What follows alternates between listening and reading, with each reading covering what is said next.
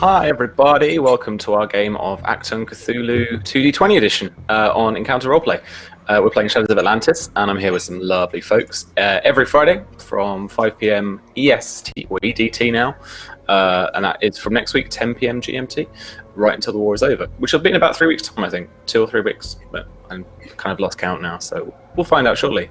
I'm here with some lovely people. We'll just go around in a second. I am Sam from Odysseus Entertainment, otherwise known as RPG Webby, all over the internet, also one half of Black Cats Gaming, and I am here with Pruitt from WebDM. Pruitt, how are you doing this week? I'm doing pretty great. We're having some beautiful weather here in the heart of Texas, so it's been quite lovely. And of course, I've spent it indoors playing video games the whole time because I'm a nerd. But I am one half of WebDM. I love playing here on Encounter Roleplay, and I can't wait to jump back into the skin here of Captain W.C. Ward and figure out exactly what it means for him for this little nibble he got on the shoulder. See if there's any lasting effects from that. But he is much more secure in his use of machine guns now, though. So there's that. Yeah. Mm-hmm. Cool. Nice work. We're joined by Virginia, otherwise known as Tabletop Horde. How are you doing? Hi, I'm doing all right. Everything's great. Exciting things are happening.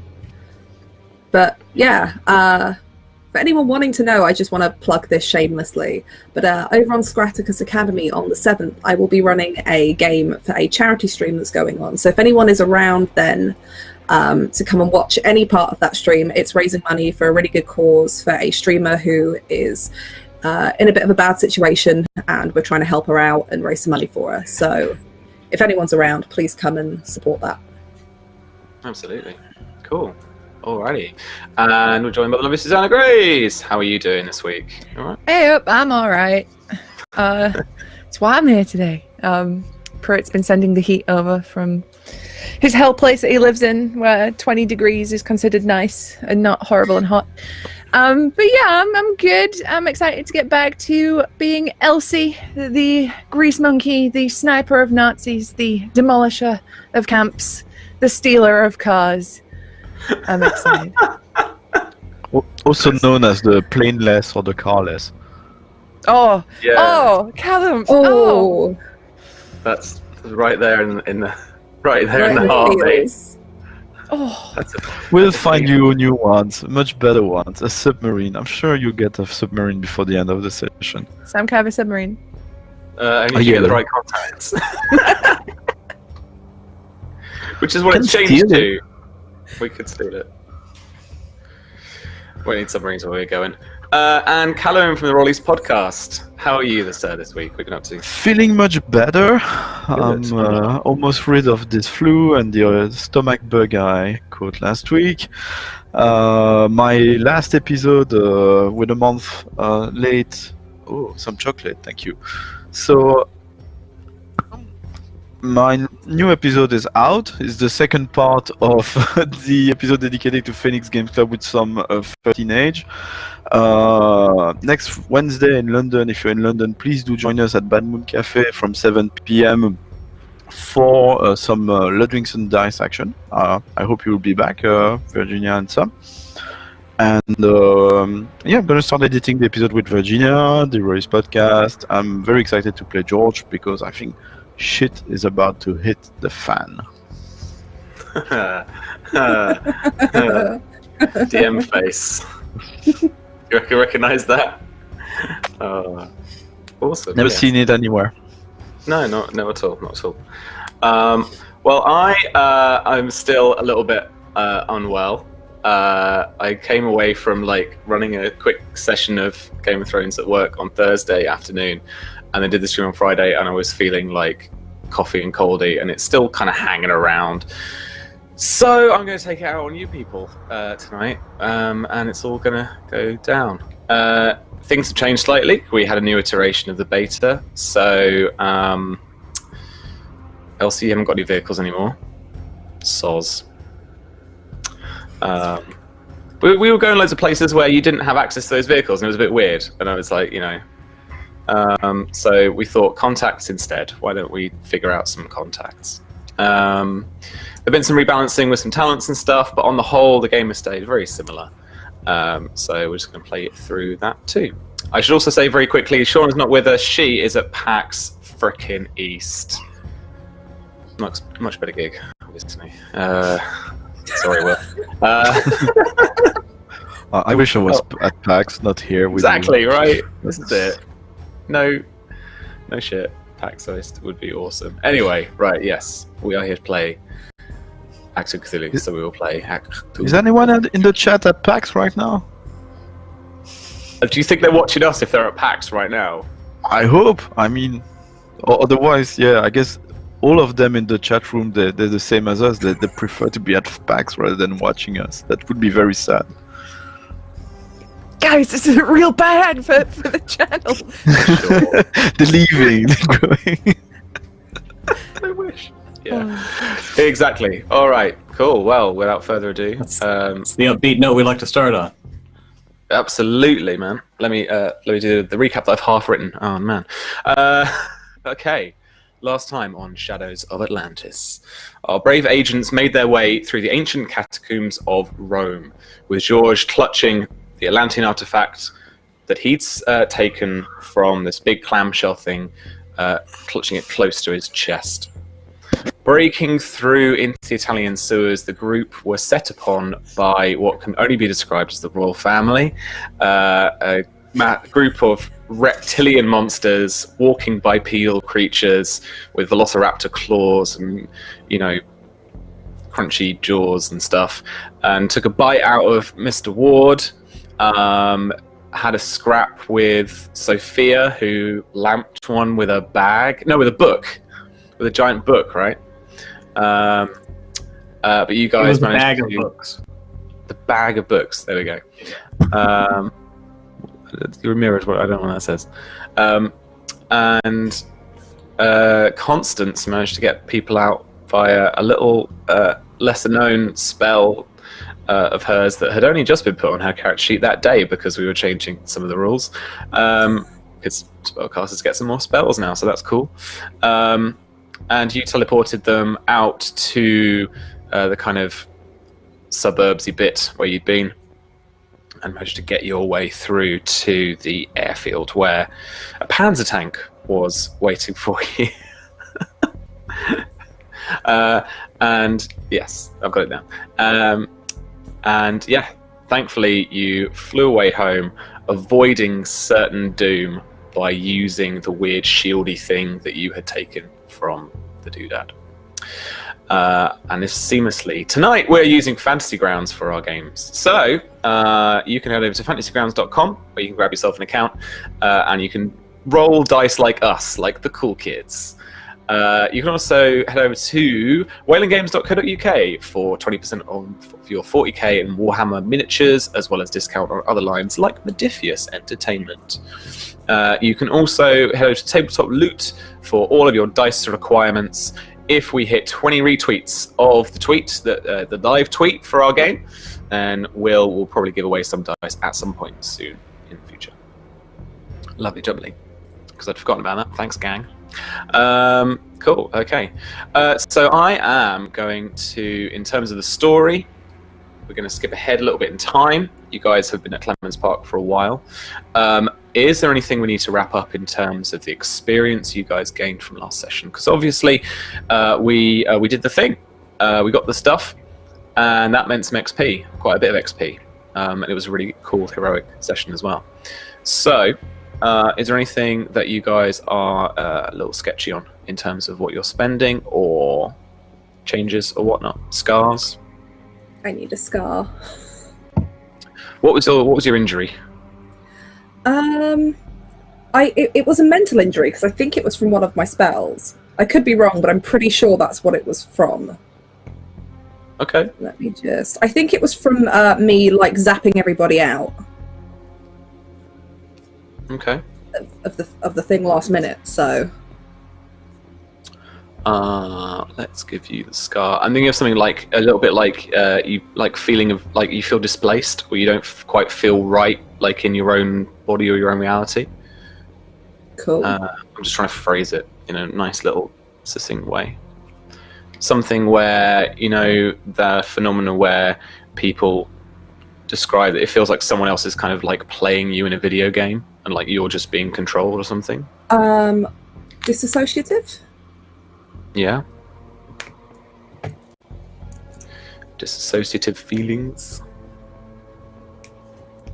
Something like that. Definitely not spelt that right on my character sheet, but it's fine. No one can see. It's fine. It's all right. It works well with the talent that I took anyway, so... Oh, Charlie! Out of body, out of mind. Yes. There you go. That's what I'm talking about. Very good. Very That's why good. we love Charlie. There we go.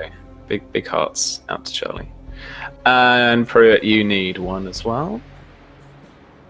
With my shoulder. With your shoulder. Is there like a shoulder equivalent of a tennis elbow? Gator shoulder? Well, I mean, yeah. My shoulder injuries are quite robust, and there are many of them, but they're not muscular. I assume this is kind of like it bit me on like right here on the muscle. Mm-hmm. So I don't know. Maybe something like if I'm trying to do like a strength check or a melee, and I roll like a whatever, that could be maybe like that's when it flares up. If I ever do like a crit fail on some kind of melee or physical check. Yeah, I don't absolutely. know. It's like a trick. Yeah, I just kind of have a trick shoulder. I get a hitch in my giddy up, as they say here in the South. Mate, that is it. Yeah, hitch in my giddy up. That's the There it scar name. Yeah, Hitch I will in your type video. that in. So yeah, like maybe actions for the rest of the scene. If I do have a crit fail, actions for the rest of the scene, or maybe at +1, any kind of physical activity or something like that. Well, yeah. So this scar, that any skill checks that it does actually kind of contribute to, will be +1 difficulty. It's basically down to kind of like GM caveat. Okay. But you could also believe still in this iteration evoke it for a fortune point. So you could basically be like, yeah, I voluntarily suffer this thing, and I can like get a fortune point. You might want to check that out in the new chapter 3, probably at the very bottom where we talk about fortune. All right. You can do those things, but how do you get them?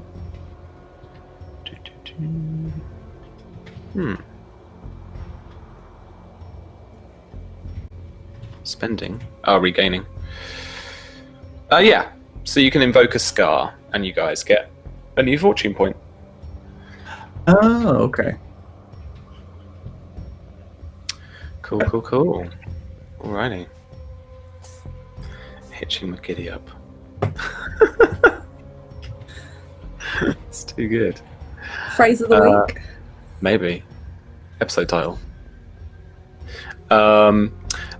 And you've all spent some cool XP on awesome new stuff. Where we whip round and just tell us what you've done. Callum, have you spent any? No, not yet. I hesitate between 2. Well, I got 20, so unless we change stuff around, I can either get 2 truth or up a skill, up.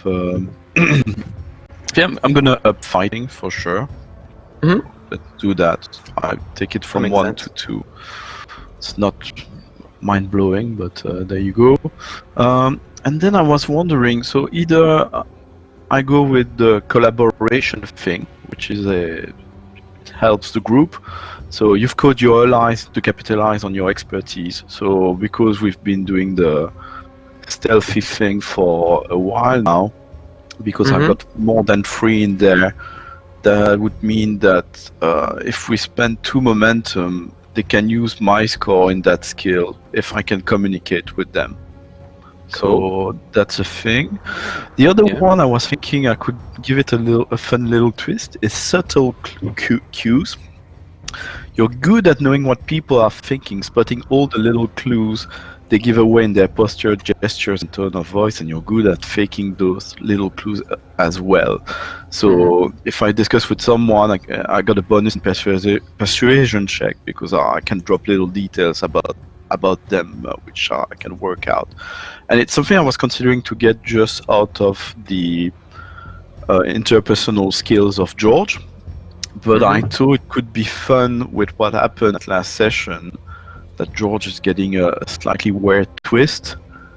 If I would take that and the clues is giving us coming sort of really out of nowhere, really like, how does he know that? And it's not quite clear if it's because he can observe people, or if because he would have a very minor but still what do you call that, staring at the good kind of ability. Yeah, certainly think. I think there are subtle clues and Cool. there. So I think I'm gonna go for that. Go for it, man. Go for it. Cool. All right. Susie, what have you looked into for your stuff? I have pumped fighting, so I'm a little bit better at doing the fighting now, and I put a point into resilience because I feel like Elsie is getting tougher as we go along this journey, and yeah, I'm just waiting to get your attacked. stress. Yeah, I've got stress in there. Did you up your maximum stress? Because resilience will give you more. Oh no, I didn't, but I'll do that. Thank you. Yeah. Sam. I always forget with NPCs, so I'm here to remind you. Actually, it's a talent, Oh, it's yeah. not a truth, just for the sake of... Sorry, yes, that's true. Yeah. Yeah, you'll get +1 to your maximum stress, Suze. Ooh, haha. Oof. I'll be so strong. She's hardy. It's rough up north, you see. Gotta be hard. That's true. And then, V, what have you taken for Constance? I took another talent.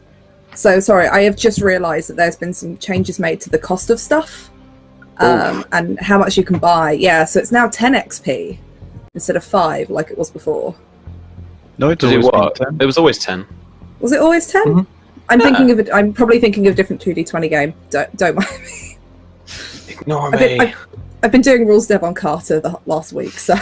But yeah, so I'm retraining one of my talents. So I've got rid of my library dweller one, or will do as soon as I can work it out to delete on the sheet. And I've picked up numb to the horrors since the last all the terrible stuff that happened before. So for some reason, blood, death, and violence doesn't affect me mentally, and I increase my courage resistance by +6. And I can re-roll a d20 on any skill test to determine if I would gain a mental scar. But it does mean that others find me find my distant, unaffected manner off-putting, and the complication range of all my persuasion tests are increased by 1. That's a chunky talent, isn't it? Yeah. Constance got weird. Like, weirder. Weirder. Well, I'm imagining she spent a lot of time on the plane home starting to scribble out this ritual thing, and that she's very kind of drawn into herself for most of this. But yeah, Constance got weird. I think 40% of this group is weird, at least. And I'm dropping another point into will. Cool. So, Is Will your higher of Will and Brawn? yeah. Then you will get 1 more point of maximum stress. Yes. She's slightly less squishy. Only slightly. Only slightly. Lovely. Pruitt, what did you look into for your thingy? Used the machine gun quite a bit in this this past mission, so I was going between that and maybe Braun or something like that, since he did do some fighting also and barged through a wall, and so I decided to go machine gun just because I felt like if I was going to bump up my Braun or anything like that, it was just it would just be trying to compensate for the injury. It's no, let's do machine guns. So yeah, he is a combat badass now. So next is grenades, and then he'll be a full soldier. Yeah. So no more Brawn there then? No, I went with machine guns. I only had 10 points to spend, so that was my one focus I bumped. So now handguns, threat awareness, and machine guns. It's pretty Pretty good for Yeah, it's pretty good for splatting Nazis. So. We do love that. Cool. All right. So in the week or so that you've been at Clemens Park, things have changed somewhat. Alex got some help in. There's a gentleman by the name of Dr. Dennis Parker, who was previously a researcher, chemist researcher with Town in one of his business practices. Medium build and height, brown hair. His only real kind of outstanding feature is his soft green eyes, and they don't miss a thing. They're taking out everything when you speak to him, even though it might be some getting sat on. Everything that might be kind of technical he's talking about, he's taking everything in with quiet precision. He's methodical, and he's quite unfazed with kind of what's going on around him. He's basically been set up with a lab in one of the kind of wings of the house, and they've done their best to kind of not put up new tiling or anything, but kind of make it as much of a laboratory as they can. And he's working away at some strange weapons, kind of what looks like kind of weird steam or eldritchy powered pistols and rifles, and some odd things as well. There's also another American fella who's come in kind of straight from lecturing at Oxford University, actually, and he is Professor Deadman. He's a researcher, theologist, and esotericist for the university, and was a guest lecturer there for a while. And him and Towton seem to know each other quite well, and his soft southeastern cadence is quite homely to you there, Ward, as well. As I'll begin to do my really bad impression of Bill at some point. He does our voiceover for that. Sure.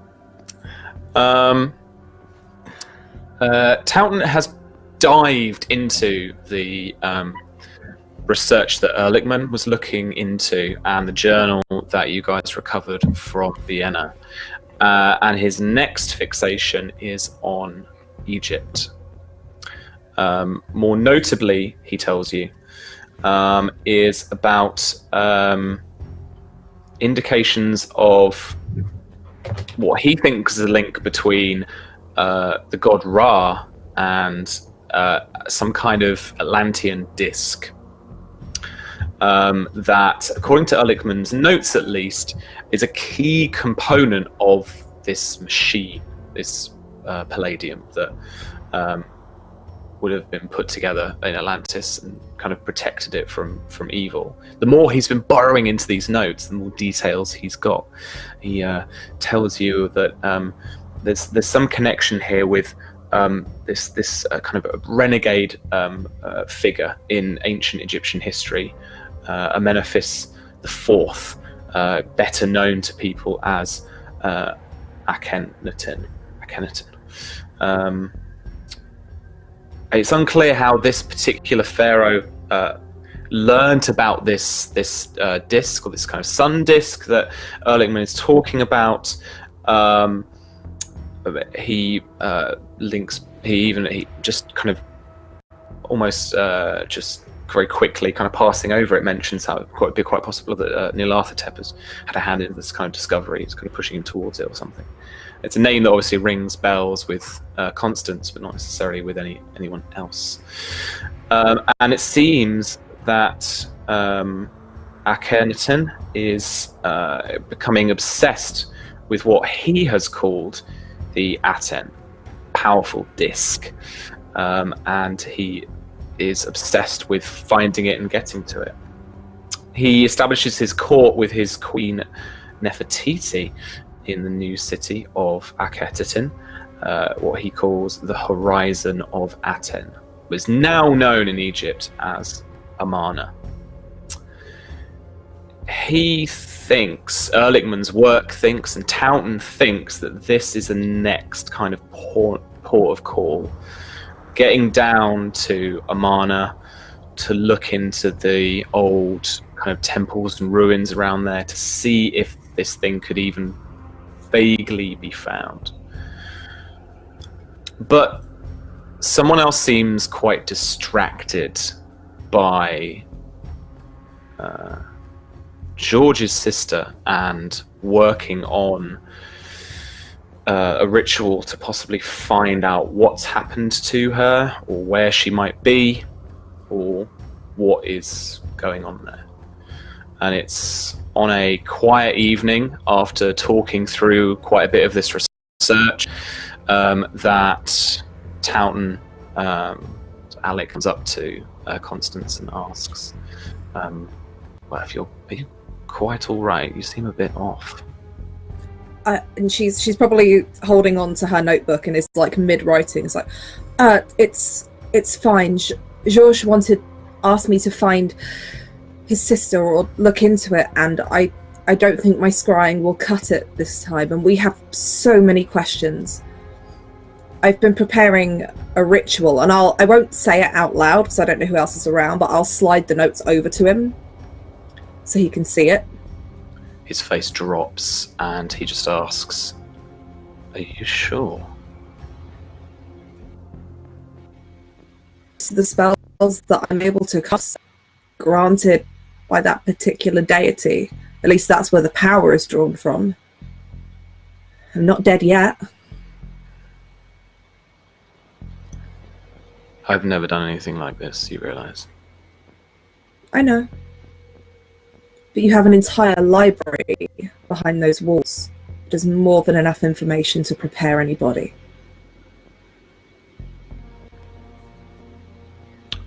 Come on then. He walks you to the back of his library, and he pops the book that opens this secret doorway that classically kind of pops open ajar. And again, you see a little bit of the mythos library that he has contained behind this. And he opens it up further to you. And the book, this little private library is books on all four sides, and is in a very kind of, it's in a square room, maybe about 3-4 meters wide. And in the center, you actually manage to see in glass a little statue, black statue that has a little Cthulhu just kind of propped up, with the strangely carved head, tentacled face, that kind of stuff. It eyes you suspiciously as you walk in the library. I'll probably turn to Alec and say, I'm not going to begin to ask where you've got all of this from, because I don't think I'd want to know. But do you know of something in this collection that can help? He doesn't respond with words, but he walks up to one of the shelves, pulls down this tattered, it looks like Ehrlichman's notes. It's more of a kind of bound loose leaf journal than it is anything else, and presses into your hand this collection of papers. And he says, I'll tell the doctor to prepare the house, I guess. That would be best. I'll take these and start preparing a space. And Georges. Please do it outside. As you wish. I guess that it's up to you now to speak to the rest of them then. Okay, I don't know how late in the evening it is, but I'm assuming that we all reconvene at some point in like a drawing room somewhere, because it's a posh country house. And I will come in, and none of you have probably like seen Constance for the best part of a good few hours, and she's probably barely said 2 words to you from the plane journey back to now. But she walks in with a handful of like notes and books, and says, so we can get answers. Georges, I can try and find out where your sister is, but this is dangerous.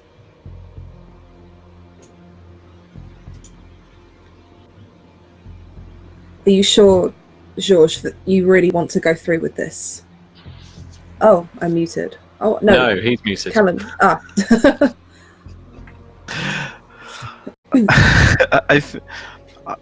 Yeah, I think it's related to what we twirling mustache villain. I think it's related to what we're trying to achieve here, and I feel like we are behind the curve compared to the fascists. So yeah, and I mean, it's my sister. Wouldn't you be willing to do anything if your sister was missing? Like if she was not attending a stream one night to be at PAX East or something?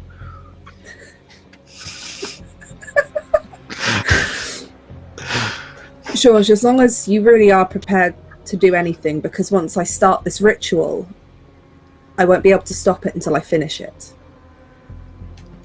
Just tell me what you need and what I should do, and in any circumstance, and I'll just follow your instruction to the letter.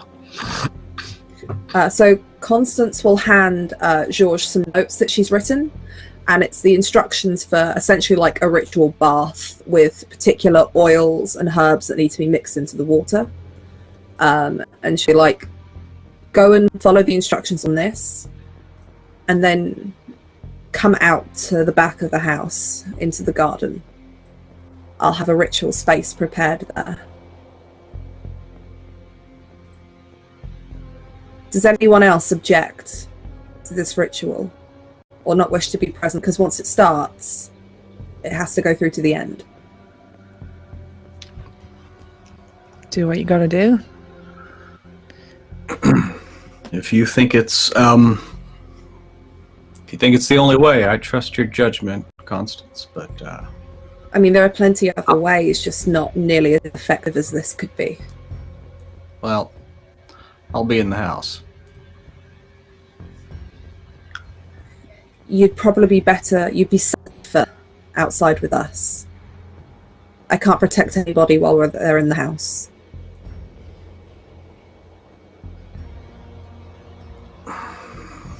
And after a long pause, Ward's like, all right. Need to go to the armory first. Elsie?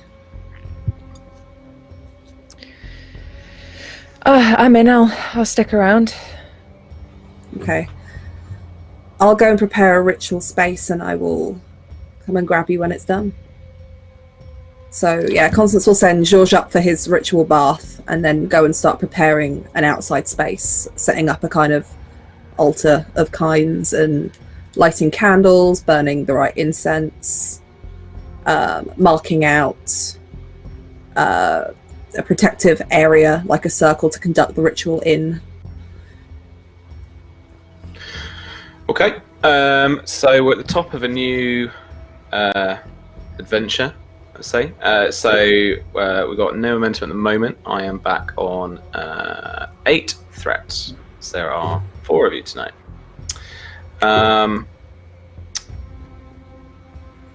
George, cleansing is the first part of this ritual, so I am going to need you to roll the first test for me on this ritual. This is step 1, cleansing.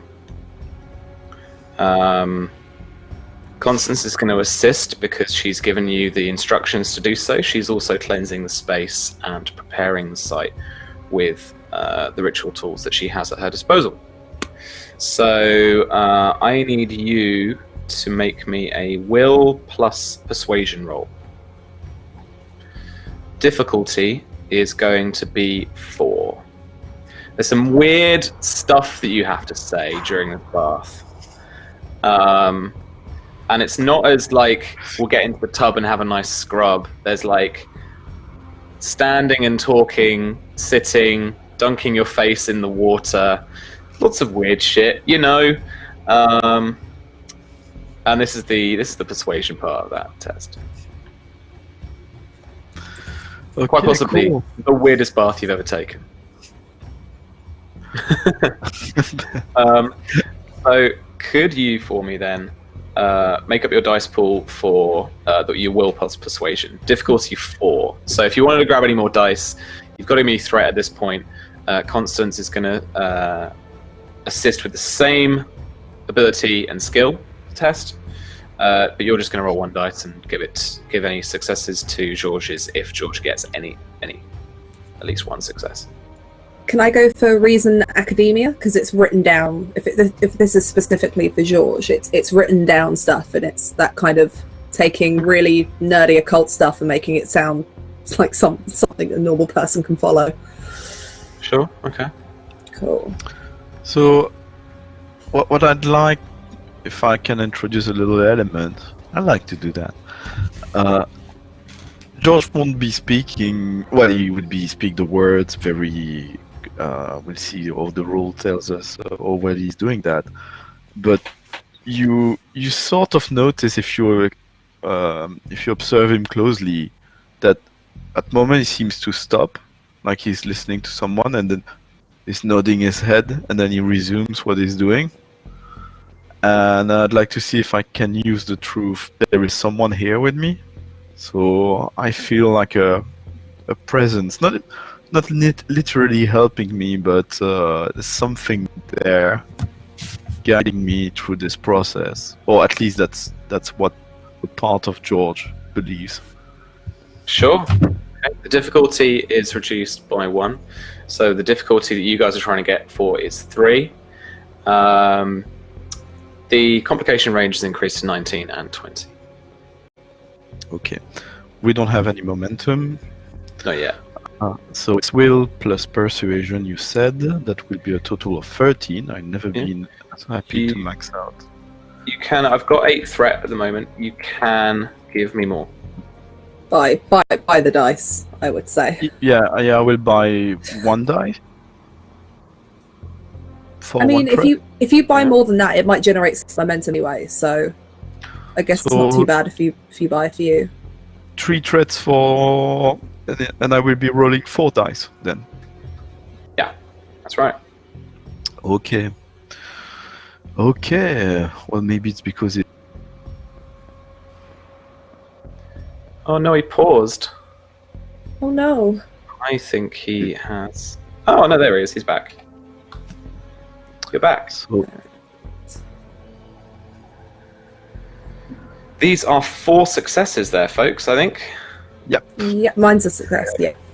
Very nice. So, 1 momentum. And you've got the successes you need. That means, Callum, that you're rolling for me 2 dice plus any bonus from will. So if you've got a will of 9, you're adding another challenge dice to that. So I got a will of 10. Ooh. So that's I'll give you 2 bonus challenge dice. So you're rolling 4 challenge dice for me. It's 4d6 then. Yeah. There you go. So look there, what we've got. 2, 4, 5. Brilliant. You've actually knocked 5 stress off the maximum from 20 down to 15. And you've successfully completed the step. So you're all good. Yeah, this is perfect. You're all doing the cleansing and stuff. It's all lovely. What clothes? I'll open this up to either the group or maybe chat, depending on how Callum is feeling. What clothes, if any, does George have to wear to this ritual? A merkin and a toga. I'm imagining something that is loose and kind of open on the chest. Oh, a Kirk special. That's a Kirk special. Constance would have put that in, but no more than that. Just something that is loose and open to the chest. Uh-huh. Whether that's just like a shirt that George puts on and just doesn't button up all the way, it's up to him. I just had like the image of like one of those big flowery poet shirts. Like Pride and Prejudice ass Darcy coming out of the lake sort of deal. Just like deep in Alex's wardrobe somewhere, there's this old flouncy shirt. Yeah, we can put George in that. Like a frilly cravat. That's just never mind. Yeah. I was trying Nice. to remember what they were in The Wicker Man, but yeah, that will do. That's so true. Cool. Okay. As Constance is preparing this ritual space, the two of you, Elsie and Ward, are outside, kind of just with, I guess, with whatever you like, interest, curiosity, confusion, just checking out what is going on there. You notice that Tetley has done a little runner around the grounds, and you're wondering where he is. A couple of minutes later, he trots back with a little, very black lump in his mouth, and drops this live cat at Ward's lap, at Ward's feet. Just brought you a thing, and the cat's a bit confused. And I think he likes looks, you. Yeah, he Tetley- looks at. Tetley he gives you a looks little at like, Elsie. like, Brought you a present? Did your pet just bring me a pet? fuck. Yeah, I mean, he usually just brings me sticks and sometimes like dead rats, but you've got a cat, so can you look his stars? Well, I mean, we had a few cats on the ranch. They help keep the mice out of the hay, but he kind of goes down and sticks his hand out and lets the cat sniff his hand. Yeah, and it almost immediately goes and nuzzles and scents your hand. Okay. And so, he gives it a good pet. He's like, Does And I mean, does winds the cat itself look around healthy? your legs. Yeah, No. it's pretty thin. It's not that big, but it winds itself around your legs a little bit and brushes up against your shins.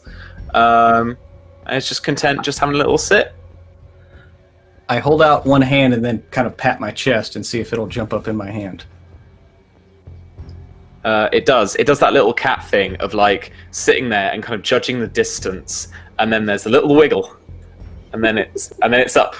Yeah, and it stands up, and it stands more further up, I think, like, and kind of its front paws like on your shoulder, and then it's kind of looking like over this way, and just kind of like, it will literally just sit on your shoulder. All right. You want to go to the armory? Sure. Are you taking cat with you? Why not? What are you Gotta going to get used call to it it? eventually. I don't know. We'll figure it out. I'm thinking Scarf right now, but Bit of a weird name, but I don't know how you do it in the States. well, we're an odd folk. You'll understand after he throws up a couple times in your shoes. I pick Tetley up and I ruffle his little head and I'm like, do you want to go get tooled up? Come on then. And I trot off down to the armory. He yaps what can only be described to you as a yes. Like, he's just like, yeah, let's go. All right. Nice. And Ward, if some crazy dangerous magic is going to happen, Ward is going to go get suited the fuck up, and that is exactly what he goes and does. Into what, man? Well, I'm just saying, I'm going to replenish my ammo and my ammo belt, and do the whole nine, like getting ready for a mission. Would you allow that? I mean, Yeah, I'm not as prepared as I really wanted to be, but I'm gonna give you something cool. Give me some role play, and I'll find you the cool thing. As you guys are leaving, Constance will probably, like, in the middle of her kind of doing stuff, will just turn to Ward and say, "You should keep that cat. No matter what they say, black cats are lucky." oh yeah, I do agree there. We had this one. I swear to God, this cat got in a fight with at least 3 coyotes and survived. Okay, don't worry, I'll treat her right. And then she'll go back to being really quiet and distant and just wandering around, kind of muttering stuff as she draws out this circle, in this huge circle in the lawn and her little makeshift altar that's got a bunch of incense burning on it. I think on the way to the armory, Elsie be like, "So, Captain, you all right?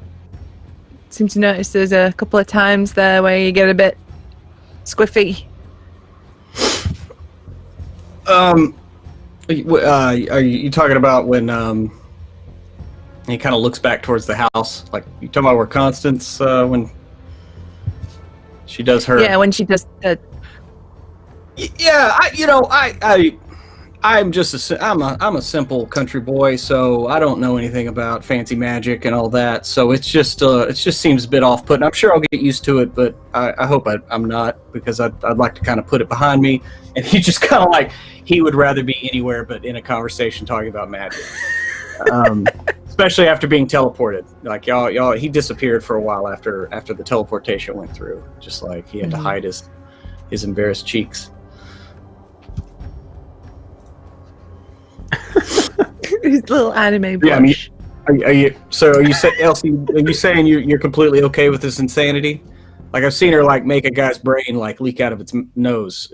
No, I'm deeply unsettled, and I probably won't sleep right for the rest of my life. But I don't know. I notice you have a pretty strong reaction to it. Well, like I said, I've never seen anything quite like it, and you don't know how you're going to react to something until you see it. And so I'm just, I'll be fine. I can. Just do me a favor though. When she does this ritual thing she's gonna do, keep safety on until, don't. It's that second you walk into this new lab in the western side of the house. And as you walk in, there's this really loud kind of sound. And it's not like a bullet or like a whistling past your ear or anything, but you see this almost like stream of like very narrow beam of kind of white energy that just smokes from the air that it's like, phased or whatever. There's this dark black burnt patch at your end of the room. So if you've walked in, this thing has been like a meter in front of you, and you've just seen this like, and you've like weird energy beam thing hit the wall, and you look down the range, and there's this guy who was I name him, Dr. Brown on him. Dr. Parker at the other end, and he's got these like, I'm imagining proper what I've seen from like the kind of what they call like Avenger movie, like Captain America movie or something like that, where it's like weird lab coat, big rubber gloves that go up like past the elbow, and he's got some really old-fashioned goggles on, like they're going to help him with like energy particle beam weapons, because safety first, kids. And he's got this kind of weird like really overly large pistol in his hand that's almost seems to have lots of little barrels. Like if it was some kind of revolver, it would be like 20 barrels or something. And it's got several of these little holes in a kind of almost torpedo-like end as a muzzle. And he drops it slowly, kind of ups his goggles, and it just, oh, sorry. Parker, right? Dr. Parker? Yes. Yeah, okay. Well, first off, just typical gun safety, you might want to put downrange, like away from the door, but whatever. I don't know. He looks around the room, and there's a door by him and a door by you, and he kind of looks at you and it's just like, Well, 6 to 1, half dozen the other. I get it. What in the hell? Something. Yeah, at least a warning sign maybe outside this one. I don't know. But it was unsettling in a good way. What in the hell was that? If you don't mind me asking. Writes down the word sign.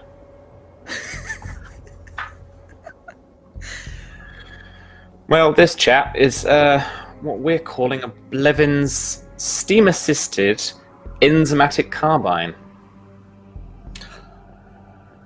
Oh, all right. Steam assisted, you say? Yeah. And Elsie's From like, Blevins himself. straight to the thing. She's not touching it, but she's like looking over every inch of it. Yeah, well, you'd never think it, would you? Steam assisted. But we are trying it out. Give it a go for the old Eldritch Japs, I guess. They've been advised that to use certain enzymes to try and break apart and dissolve the physical makeup of the extra-dimensional beings you might be facing. They fire this concentrated gout of superheated steam, high-temperature activated enzymes, dissolving large chunks of Nostro's flesh with almost instantly. I'm sure of it. Right, so it'll kill him with gout. Got it. Well, no. Anyway, so I actually think now you're in much danger, because I actually think that for human skin and the flesh of normal mortal creatures like the whatever it is in your show, that's that a cat. Yeah, this is Scarf. Don't worry about him. He's good. Wait, hang on, and he checks. Is Scarf a male or female? Roll me a d6. Odds female, evens male. Let the fates decide. Yeah. I rolled a 2. It rolled off the thing, but so. So that was even was males, wasn't it? I said, yeah. Does a male cat? Okay, well, that makes more sense. All right. Yeah, don't worry about him. He's fine. He's domesticated. Right. Anyway, I actually think that it really only cause a mild burning because you don't have this particular enzyme concentrate. It's not engineered for beings like us, so really it will cause just a bit of irritation. I hope, at least. That's the plan. Anyway. So you haven't tested that theory yet? Well, and he smiles at you. I'm just backing up. I'm like doing the Homer Simpson. Oh, come on. Through the door. Watch out for that bush, Elsie. I'm still in the room. I want to watch this happen, but I don't want to be like nominated. So how certain are you that this won't seriously injure a mere mortal? Pretty certain. What do you... all right. I mean, does the thing have a setting, or is it just kind of shoot on one strength? Yeah, it's just pull the trigger, really, at the moment.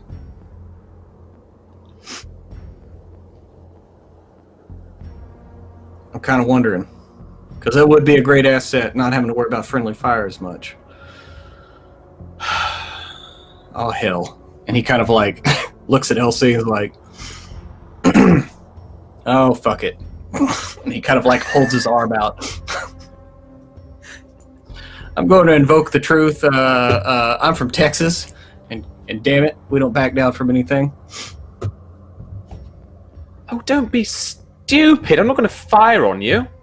Oh, okay. I thought that's what you were asking. So. No, you idiot. I wanted to give it to you. No!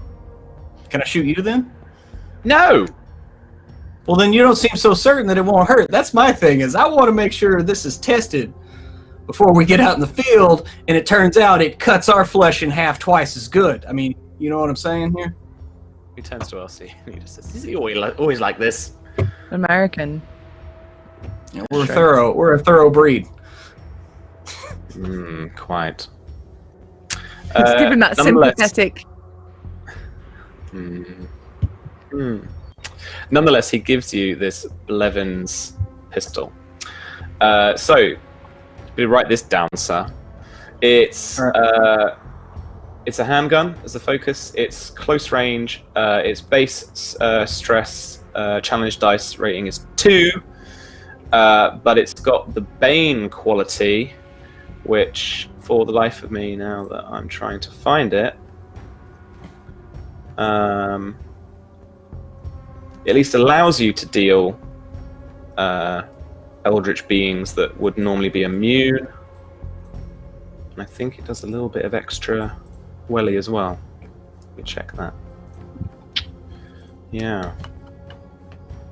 While I am giving that a little check, Constance, what are you and George up to next for this ritual?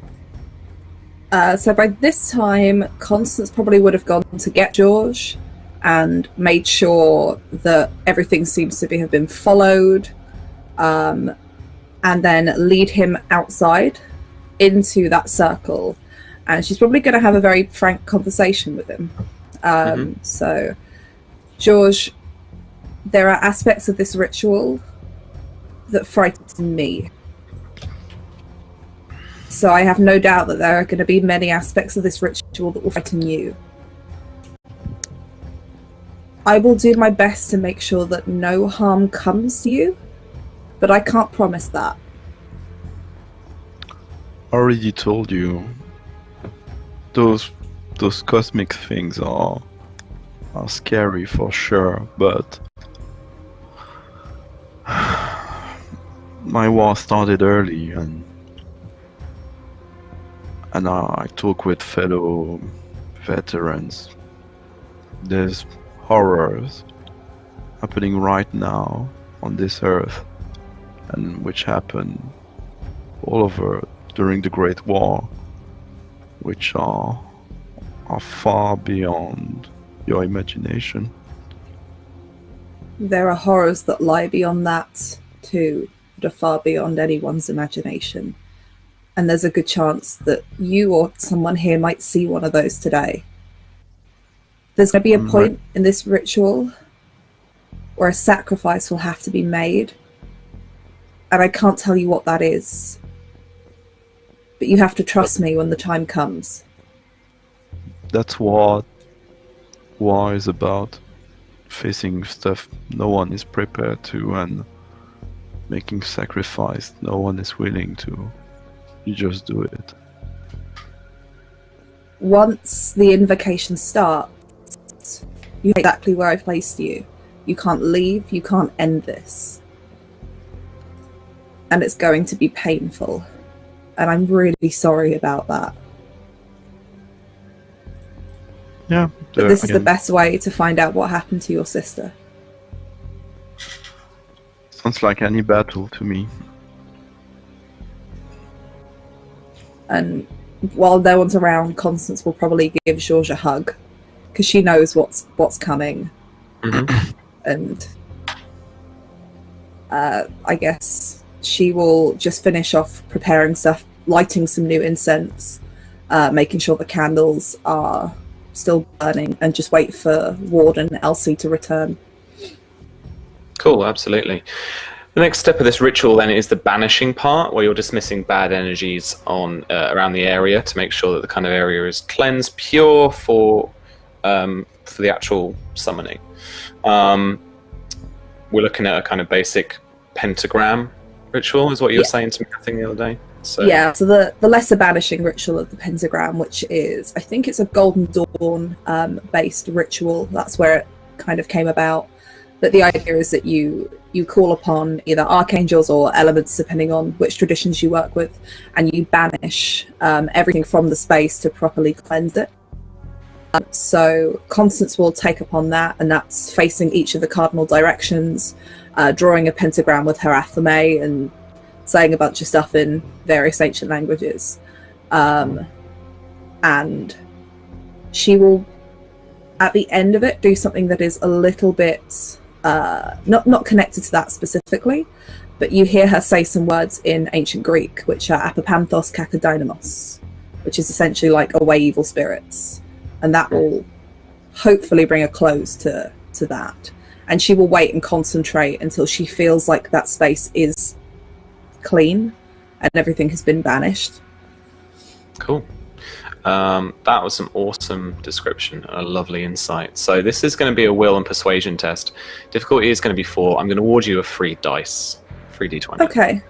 That was nice. Persuasion tests for me are increased by 1 because of my weird numb to the horrors talent. That's not going to apply here. Okay. So it's difficulty 4. Sorry, will and persuasion, yeah? 14. I will give you 3 points of threat, so I can roll 4 dice. Yeah, I'll let you have that. So it's 5 in total? Yeah. We need some momentum, so fingers crossed. Am I helping in any way? That is 2 successes. Can I use one of my fortune points reset, right? So we're back at... Yeah, you've all got Great. 3. I will use one of my fortune points then to re-roll those 3 horrible dice at the beginning. Cool. It's not good. Okay, so that is 1, 2, 3, 4, 5. No, sorry, 4. 4? Yes, 4. Sorry. Any focuses applying?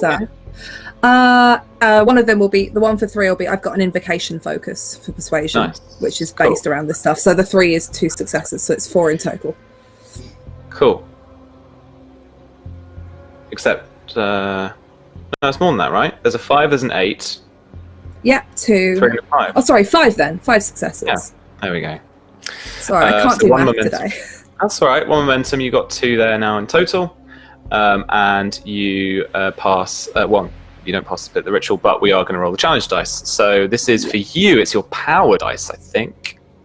Yes. Is it anything plus power, or is it just straight power? What's your power? It is 4 now because of the change in talents. Cool. So that's fine. So it is 4, and then you can always add up to 3 more challenge dice with momentum. Oh yeah, I forgot about that. In which case, I will spend 2 momentum to roll an extra 2. Cool. So, 3. That's a fudge dice. That's a fudge dice. Oh, that's a wrong die. 3, 4, 5. There we go. So that's 1, 2, 3. Just Only 3. 3. Yeah. Okay.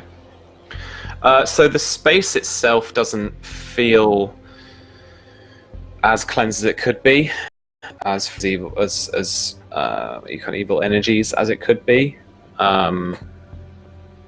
George, you're welcome to come back in now, and well, actually, I'm going to let this pass a step at cost. So actually, that is what we'll do. That's not scary at all. No.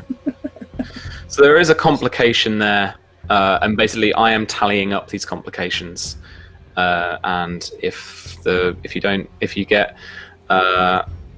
as many complications as there are steps in the ritual, which is 5, before you've completed the ritual, then it's miscast and something really bad will happen. Bum, bum, bum. So have we just got the 1 now, or did the other ones that I rolled previously still count, even though we were... No, you re-rolled them, so we don't have to worry about those. That's all good. Yay. Elsie, Ward, anything you want to grab that is mundane, normal, weaponsy doodads? There is a fair armory here now in terms of actual weapons. It's all the British stuff though, so I will need to look that up briefly, probably. Anything you want to grab? I want a shotgun. I like to think that that's like off the wall of some like display. It's Some, like, Alex hunting double stuff. barrel hunting shotgun. Yeah, right. It's like he goes out pheasanting with. Yeah. He gave me Rifles his and Tommy shotgun. gun. Yeah, her shotgun. Yeah. So I have that extra ammo belt. So can I get different ammos in that extra ammo belt? You know, since my pistol comes with 3 ammo, my Tommy gun comes with 3 ammo, and this is an it's extra actually- one. Yeah, it is actually completely kind of ambiguous what your ammo is. So it's 3 of whatever you need. Okay. I didn't know if you I wanted will me to be say- specific. So No, that's cool for me in terms of mundane stuff. I will say that the Blevin pistol thing, it doesn't have any ammo for you to use right now. It's kind of using its own internal working stuff, so there's no salvo attack with it specifically. yeah, he finds a place to strap that to one of his, belts or whatever. But yeah, he gets geared up, puts his flak vest on, and then was going to ask, I get my requisition of 1 restriction 2 item. Can I get a grenade belt with that? Yeah. Yeah. Sure. I mean, he's getting suited up for this. Like it's freaking commando, and goes outside with just grenades and guns. Susie, you'll get the. I've only got a Winchester here down on stats, so I don't mind just giving you this straight up. Close range, 5 challenge dice, plus any bonus you get from insight, and a salvo will give you the area quality or area effect. It is reliable, but it is inaccurate. So reliable lets you re-roll complication, 1 complication. Or at least I think it lets you ignore 1 complication, doesn't let you re-roll, actually. And the inaccurate just means that it can't benefit from the aim action. So I gotta aim with a shotgun. Nah, it's more scatter, isn't it, really? Cool. Yeah, all you right. shoot a shotgun by feel. Instinct. All right.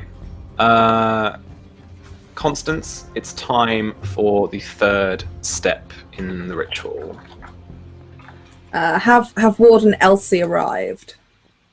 They have walked up, suited and booted. Okay. She will probably direct them where to stand within the circle at a nice distance away from me and George. And when you kind of tell where to go, he just kind of puts a hand on your shoulder and he's like, Constance, and he's trying to say this where Elsie can't hear it. He's like, I'm not really comfortable with this, but I do wish you the best, and I hope everything comes out okay here. And I'm going to give her one of my fortune points. I'm going to use my Born Leader talent and give her a fortune point. Yes. Thank you. Yes. Yes. Nice move. That's nice. But yeah, she will make sure that everyone is placed safely within the circle that she's drawn, and she will lead George up to the front of the altar, facing outwards towards everybody, and slowly just ask him to kneel. And she will take the athame, so the ritual knife, from the altar, kind of between her hands, and hold it palms out. And to nobody in particular, she will begin to talk in a strange tongue. And then in English she will say, "Accept this sacrifice and come to me. Grant me your wisdom and grant me your sight." And she will take the ritual athame, pull down the opening in George's shirt, and carve the necklace from his chest. Oh, juicy fruits. Right. I want you to roll for me. I want you to roll coordination and persuasion. Okay. If you have any focus in... I'm mixing them all up. If you have any focus in like melee weapons, then apply that. If you don't worry. I don't, but could I go for my occultism focus? Because she's using a ritual blade. Yes, of course. Okay. I will give you all of the threats, Sam. Okay. Because she's not great with coordination. Yeah. Right. George, coordination and persuasion, sorry, did you say? It was, yeah.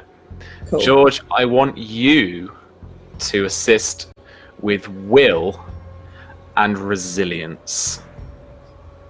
Okay.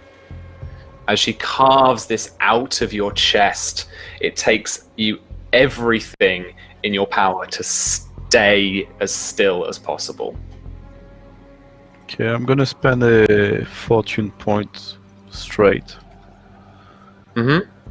And I've got 12 in will plus resilience. So you're just rolling the 1d20, so you can set that to a 1, giving you 2 successes. As long as Constance gets a success on this roll. Oh, okay. So I did it actually. So I spent a fortune point. So that's 2 successes. Yes, exactly. Yeah. So yeah, George is really concentrated on the thing. I mean, he's almost moving to not only going through the effort of ignoring the pain or dealing with it, but pushing himself on your blade where it needs to be.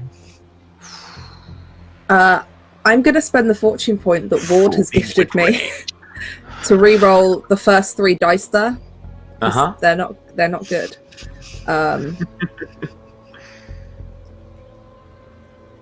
Okay, so that's 1, 2, 3, 4, 5 successes in total, plus George's 2, so that's 3 momentum. It is. So a difficulty of 4. All right. So I want you to roll your power for me, and bear in mind you can buy up to 3 challenge dice if you need to. I am definitely going to do that. So it's 4, 5, 6, 7. So 3, 6, and I will pick up the right d6 this time. 1, 2, 3, 4, 5, 6. Okay, nice. That is step 3 complete and proper. Yeah, so you carve out this necklace from his chest, leaving him with a shallow but bloody scar. And because you've carved away not into his body, but taking away the dermal layer, it's very heavily bleeding, as these kind of cuts do. I once did that to my thumb, and it just doesn't stop bleeding because of just because of the way that you've cut. Capillaries. Capillaries and all that stuff. All right. Now it's up to the invocation now at this point. And then the 5th step after that would be the binding. So she'll put the blade down on the altar in its place, and holding the necklace that she's taken from you, Georges, she will stand in front and holding the necklace between her hands, almost looking like she's crushing it. Guest starring Monk as Scarf. Almost like she's crushing it in her hands. And you watch as she blinks for a moment, and the eyes kind of go black like they do when she casts her spell. And she begins to say the invocation. Yog-Sothoth knows the gate. Yog-Sothoth is the gate. Yog-Sothoth is the key and the guardian of the gate. Past, present, future, all are one in Yog-Sothoth. He knows where the old ones broke through of old, and where they shall break through again. He knows where they have trod earth's fields, and where they still tread them, and why no one can behold them as they tread.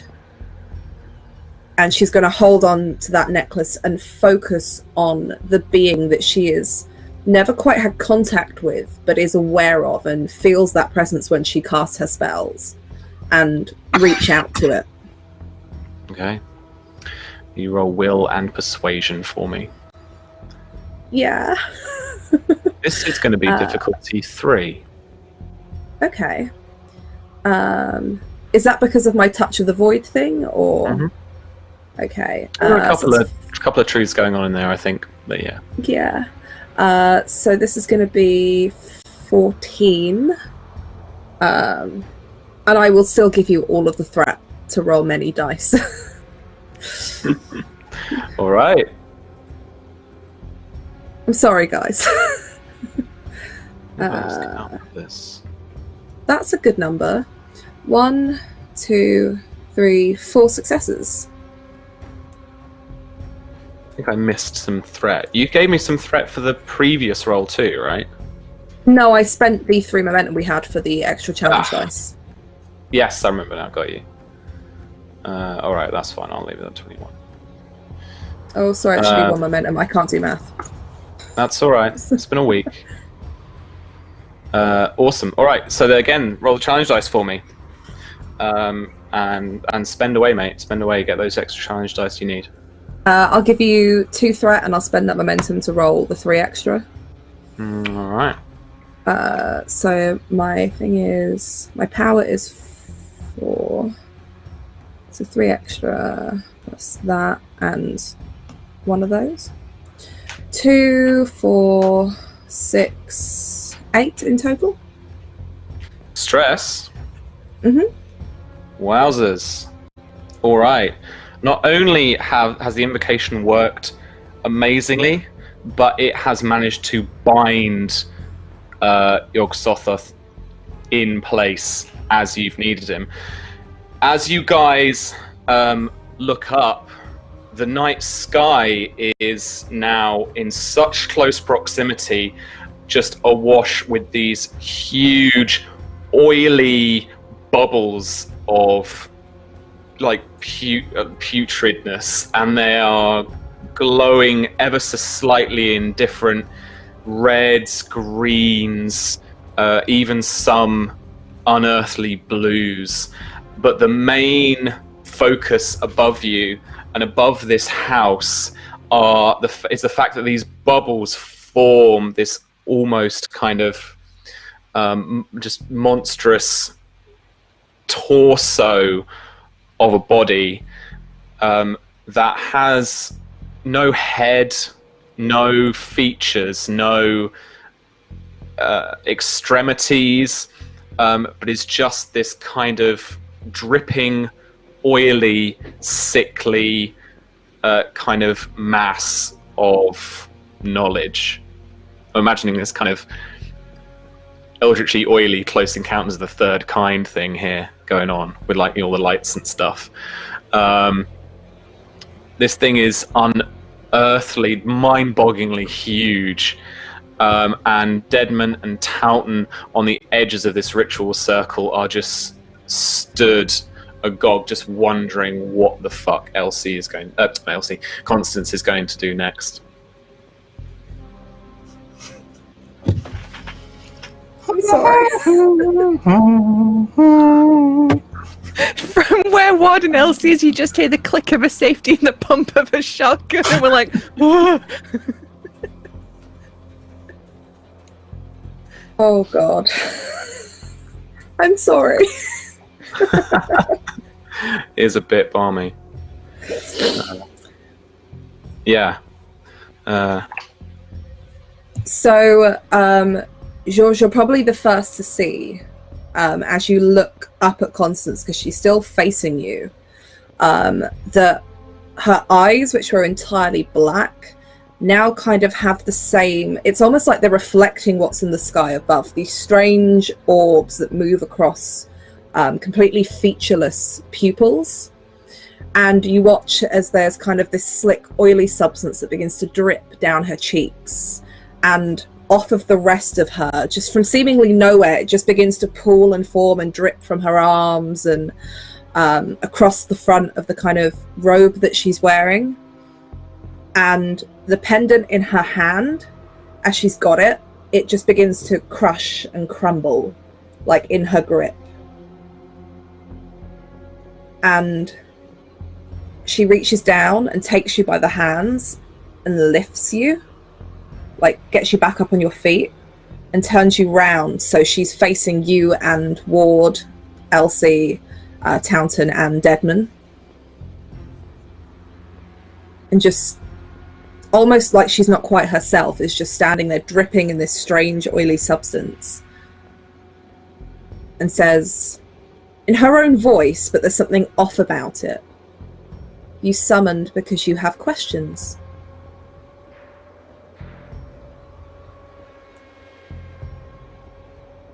Yes. This pendant, which has gone in your hand now, the other half Is with your sister.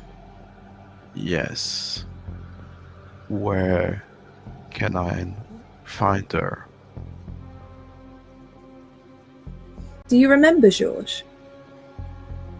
Do you remember when we were kids? playing outside of the house. Do you remember that? Yeah, I remember the streets of Marcinelle. Everything was covered with that goddamn black coal dust everywhere. We were covered with it, we were black. Do you remember the mines, George? Do you remember how Yeah. far they used to take us to them sometimes? Too far. The heat was unbearable and the darkness so deep. Every day we thought Father would be taken by the darkness and never come back. And then we both got taken by the darkness. You didn't help us. You can find me in the clutches of the wolf, in the backing heat among the kings. That's where you'll find me, Georges. But will you find me this time? I will, sister. I won't let you go a second time. The baking heat among the kings is where I will find you and take you out of the clutching of the putain de loup. Behind Constance, the hedges and the wall of the grounds, the trees, all seem to not dissolve as such, but part, and objects come out of them, and it's this creams like sandstone that's so archetypically Egyptian, and these forms start to move and form this scene in front of you as if you're in the Egyptian deserts, just like you were walking normally. There's no eeriness about it, just these objects are just here now, and there's a temple in front of you, and then you can hear noises of like a nighttime street around you, and within the setting of modern day Cairo, your sister, Georges, walks into the Cairo Museum of Antiquities, and these objects, as if on stage, on some kind of bizarre otherworldly revolve, are moving and making this scene happen for you. And as she steps into the kind of front desk of the museum, there's a young Egyptian man who greets her and asks her in Arabic if he can help. She asks him in English if she could see an object that is very special to her, and she describes the black stone that Ehrlichman has written about so much in his notes. At that point, the young gentleman behind the counter is flicking through some like little index cards, little papers, picks one out, and then hands it to her. She looks down on it, and then she says thank you, and then as she steps back, he sees a Nachtwolf German grey uniform, and behind her march Nachtwolf soldiers, and with them, in the middle of them, surrounded by these soldiers, is the blonde woman from Rome. Your sister hands this note to her, and then the soldiers unleash a torrent of bullets on the museum. This young man behind the desk buys it immediately, and the soldiers start marching through this museum, and these stones and these pillars and these almost theatrical fake walls start moving around you and away from you and bringing in more scenes as they march goose step through this museum, gunning down anyone in their way until they finally reach the black stone at the end of their quest. They grab it with a few people to hand, load it into the back of one of their half tracks, and flee the Cairo night as quickly as they can, heading south. Constance is still, her weird, unearthly gaze locked on yours as this is all just happening around her. Her hair and her curls wisping in the wind and fluttering as this ooze still disseminates from her hands and from her eyes. She still talking to Georges for the moment. And it's odd because she sounds like Constance, but it sounds like she's speaking with your sister's words. She's like, when we both went, you didn't come.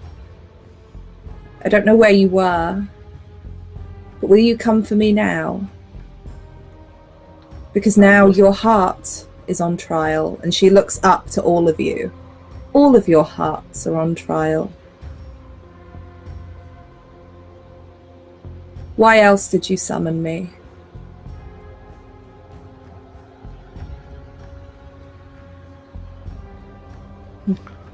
I am the keeper of knowledge that is known and is hidden. You wish to go there, to the place for the item that you seek. Yeah. It's Where- Alec in that second actually in an even more kind of fluttery English way than usual, kind of mutters yes, the Atan. I will take you there, as you have given me body on this plane. And the Constance's body will still drip this ooze as she stretches her arms out in taking in the acceptance of this offer. And I imagine it's the same kind of thing as this scenery begins to shift and move, and it's all a bit weird and wibbly and weird and wibbly. All this real scenery starts to make its way around you, and you can feel yourself, much like you felt when Constance teleported you in Rome. That kind of almost like the film Jumper, where it kind of, or the way that the like Harry Potter wizards like get around. It's that kind of whoosh of energy and matter, and you feel that as this stuff is swirling around you, and it's putting sand into place, and the steps of this temple in front of you, and you are now in the Egyptian night. I'm going to spend 4 threat to take you there, and this is fine.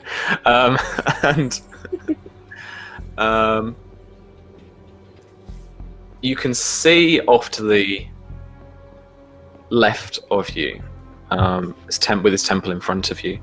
Just beyond it, you can see the sun just setting through a naturally forming kind of dip in a kind of hill, kind of shallow mountain range, and the sun's just setting in between these two hills. Very reminiscent of some Egyptian symbolism even, as it sets. Everyone, including the cat, is there. Tetley too. All of you guys. Georges, yeah, right here.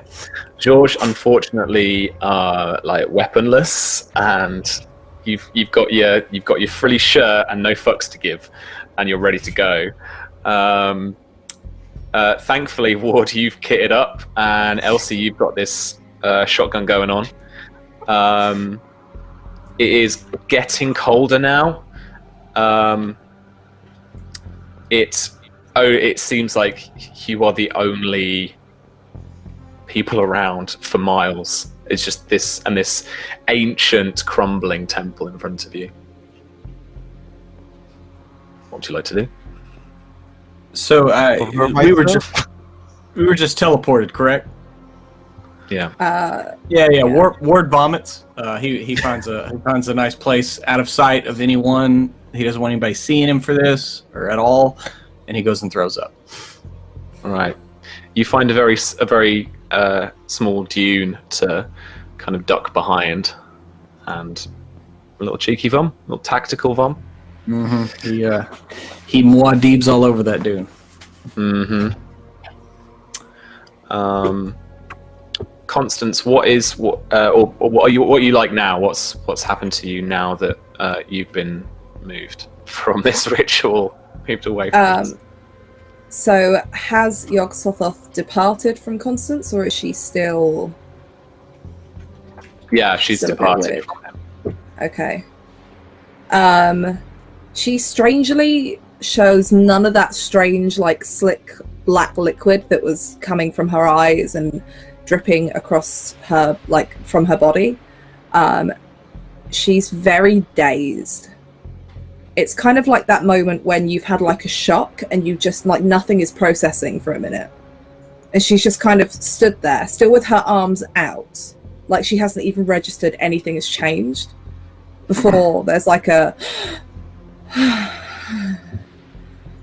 and, like, it's like she's coming back into herself. Is there a cost I have to pay for this, Sam? Man, yeah, we didn't even do costs. Oh, mate. So, I mean, you all owe me maths. You all owe me 5 times 6 challenge dice. 30 challenge dice. Yeah. The cost That's was gonna 60. take me. Yeah, it's gonna take me a while to roll. Give me a second. Give some of it to George. I'm sure he'll be fine. Do you want me just to roll like 30 challenge dice and we can dole it out between us? Well, What's that gonna be? Yeah, well, yes and no. Like, because really it should be 6 at a time, and it sort of depends because the injury is a threshold, not like a. Okay. I'll do thing. 6 So at a time. people will just die if we do 30 at once. Okay. So let's not do that. Do I already have an injury for what? The fact that I've got my. So you're going to have to take the cost for that getting carved up bit. That's step 3. Okay, let's roll the first lot then. So this is the first 6, which is 1, 2, 3, 4. Yeah. 4 challenge dice. 4 stress for you. There's no effects on this. I will take the first lot of 4 stress because that's Constance, like, in a maddened fever trying to write everything out in time. Do I get to roll my new courage resistance against that? Oh, it's not a roll. It's just you ignore it. It's static distance. Cool. I've got +6. All right. So, you good don't talent. suffer any of that. Good talent. Okay. Yeah. Thanks, Nathan. And then the next lot, which is banishing 1, bit. 2, 3, 4. Yeah. So you're all right again. George needs Yeah. to take this next one though. Yeah. So this is you, buddy. Oh, I'm so sorry, everyone. 1, 2, 1, 3, 2. 4, 5, 6. 6 mental stress, which is an injury. Or I'll let you take it as physical because it was the thing.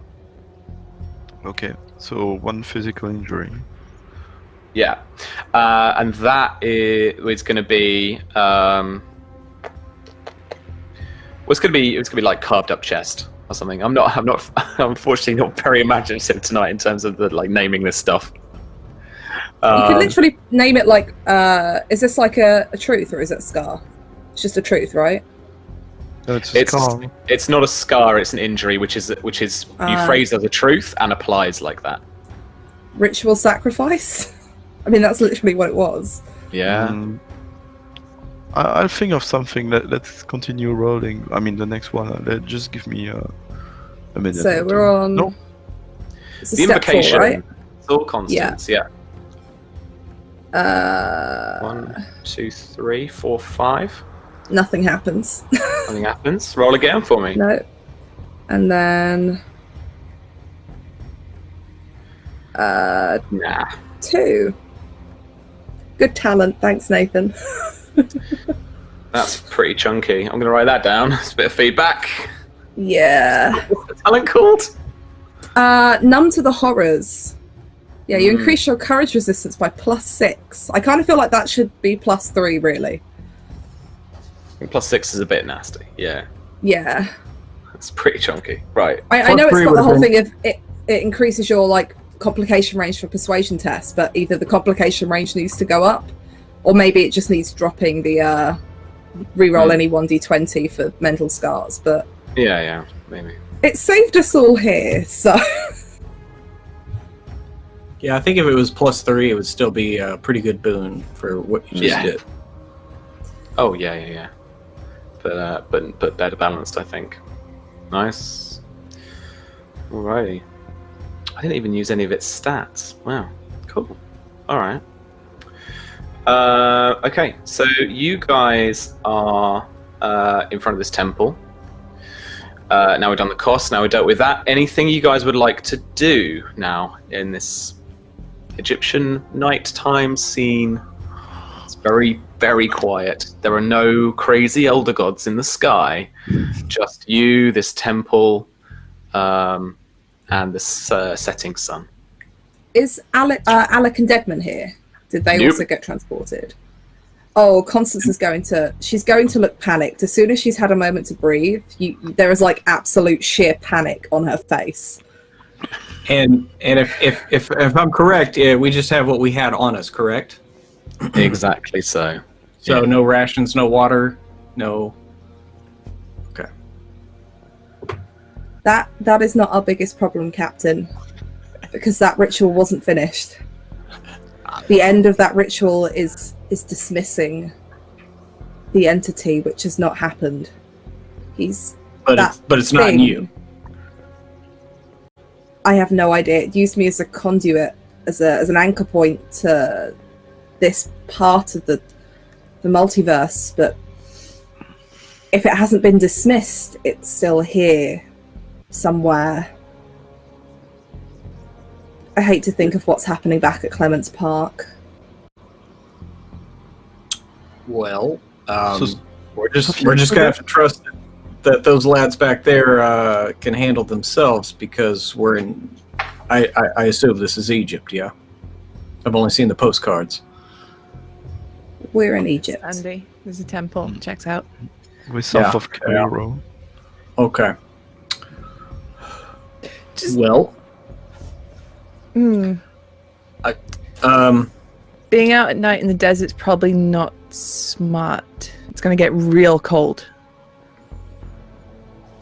Well, we're here now, I guess. We make our way in there. Take Yeah. shelter in the temple. yeah, definitely. Is there any sort of like? This is mainly just Susie asking. Like, who is this temple dedicated to? Like, is there any statues or anything? Yes. So there are the kind of disc and serpent motif of, I think, Ra. I'm really sorry. I'm not good with Egypt. And I just had this campaign book to help me, and I don't feel prepared. A lot of them had the discs, but it's okay. The all-powerful divine sun, Atum Ra. Oh yeah, it's Ra, Yeah. bird boy, one of the bird boys. There are some bird boys. Some of their beaks have He's a- fallen off. Yeah, Ra was the bright boy. Mm-hmm. Sure. Shelter and shine. I mean, Egyptian deities are confusing because there's like an Egyptian deity and then several other forms of their personality depending on what mood they're in that day. So,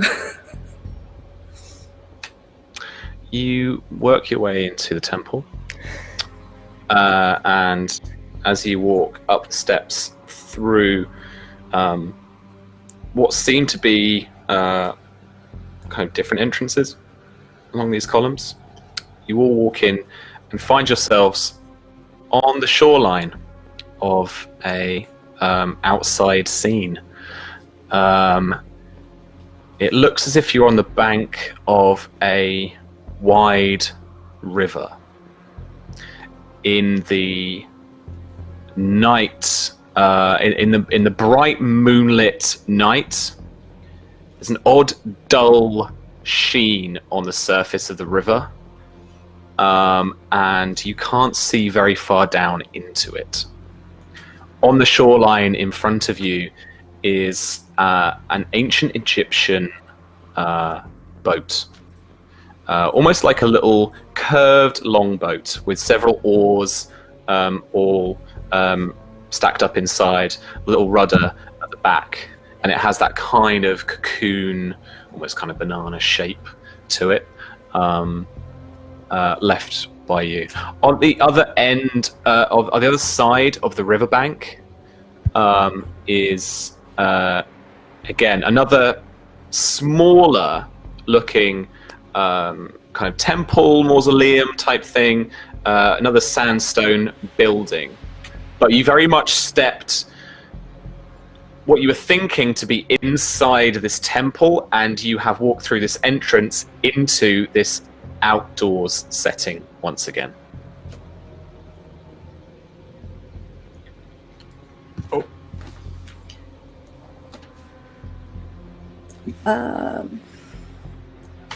Can Constance get a feeling, because she's been in touch with kind of gazing into the multiverse and the void and the kind of the very like the feeling of these other realities and existences?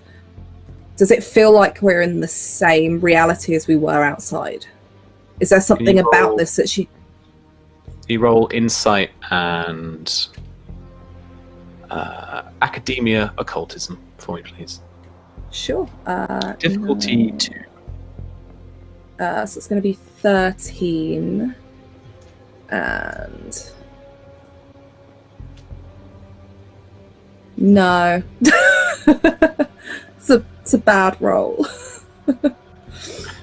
You're not sure why this is happening, but yeah, essentially this can't quite be real, or this is more of Yog-Sothoth's tricks of moving you places and leading you places, maybe. There being something weird to it, but you're not sure quite where you are, or what plane you're on, or when you are. Interesting. She'll probably turn and say to Ward, I think you have a phrase. We're not in Kansas anymore? Yeah, Ward comes back out from behind a statue in which he was throwing up again. Because it's obvious that some kind of magic fuckery is going on right now. And he's like, yeah, yeah. And he kind of looks at George, and he's like, well, and pulls his pistol out and hands it to him. It's like, well, at least you got to have something. And so, do you know if that's going to happen again? Are we going to... Probably. Oh, God. We summoned him seeking knowledge, and he's the keeper of the knowledge that's known and unknown, seen and unseen. Unfortunately, this is the price that we pay when we ask for the help of deities long gone mad and long gone bored with us. Look, Yeah. my sister is in the darkness, so we need to find her. She's here somewhere. Yeah. I can tell she's close. We should be able to find her and free her from those bastards. So, and he kind of nods at the boat. He's like, I assume we need to take that? I would assume so. Get out of the way, Scarf. The only way that we can go is forwards. All right. And he just kind of, he does what a soldier does. He does what's necessary, and he gets the boat ready and throws his gear in it, and kind of gets the oars ready. And kind of Should he I- looks at George's chest. He's like, yeah. I mean, maybe if you want to take the rudder, George, I can handle the rowing. And he kind of gets his shoulder ready for it. And can I invoke my hitch and my giddy up, even though like while I'm rowing, just to. Yeah. It will be the rowing will be +1 difficulty, and you get a fortune point. I believe that's how that works. Yeah. George. Yeah. George, in a weird way, your scar, while it doesn't look healed, isn't bleeding anymore. The flesh is raw, and but there's a distinct lack of blood there. But it's nice. There's a cool breeze in the night air is nice on it. Can I try to rip you? I mean, my shirt is kind of flowing. I'd like to rip a piece of it and try to attempt some kind of basic medicine roll to patch it somehow. I mean, made it so that it's not as exposed. By the way, I picked a bit of lyrics from Janis Joplin. Have another little piece of my heart. That's my wound. Oh, George. Oof. It's like you're reading my campaign notes. Yeah. Cool. All right. Just take of it. course.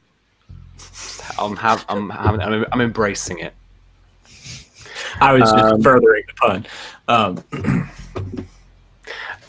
Nice. In that case, if George, just so George, Ward will take his flak vest off and take his kind of his over fatigues off, and he has an undershirt, and he'll give the shirt to George, just so he's not running around with his chest exposed. Cool. Being all George, Kirk. you want to try and patch it up a bit then? Yeah. Take a Kirk. I start. Yeah. As I'm doing it, I'm starting telling a rather gory details, an anecdote from the Spanish Civil War when I had to patch up someone with a wound to the chest. And I'd like to invoke my truth. My war started early. Okay. No, yeah. Yeah, so I was going to make it difficulty 3 to patch yourself up, but I'll make it difficulty 2 because you're used to this kind of tat. So if you make me a coordination and medicine check difficulty 2, then I will let you temporarily try and ignore that injury. Okay, you're 19 threats. We've got 1 momentum. Should I take a threat or momentum for that? No, probably not.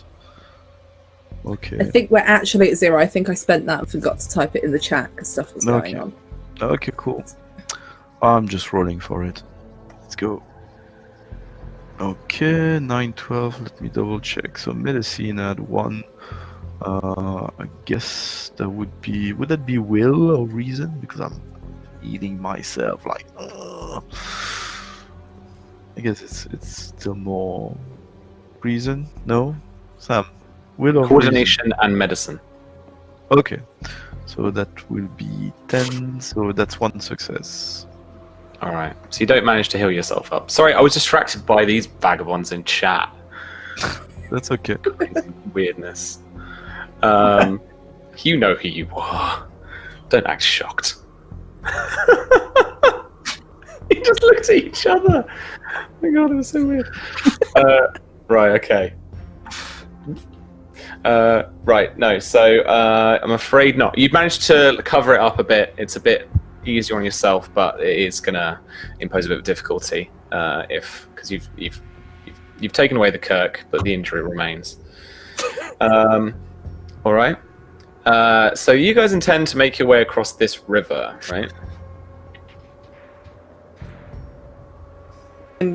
I'm assuming so. That's Yeah. where Yog-Sothoth has led us, so Sweet. All if we right. don't now, we're just going to freeze in the desert. Can you explain to me exactly how you're pushing the boat out and getting aboard and stuff? For reasons.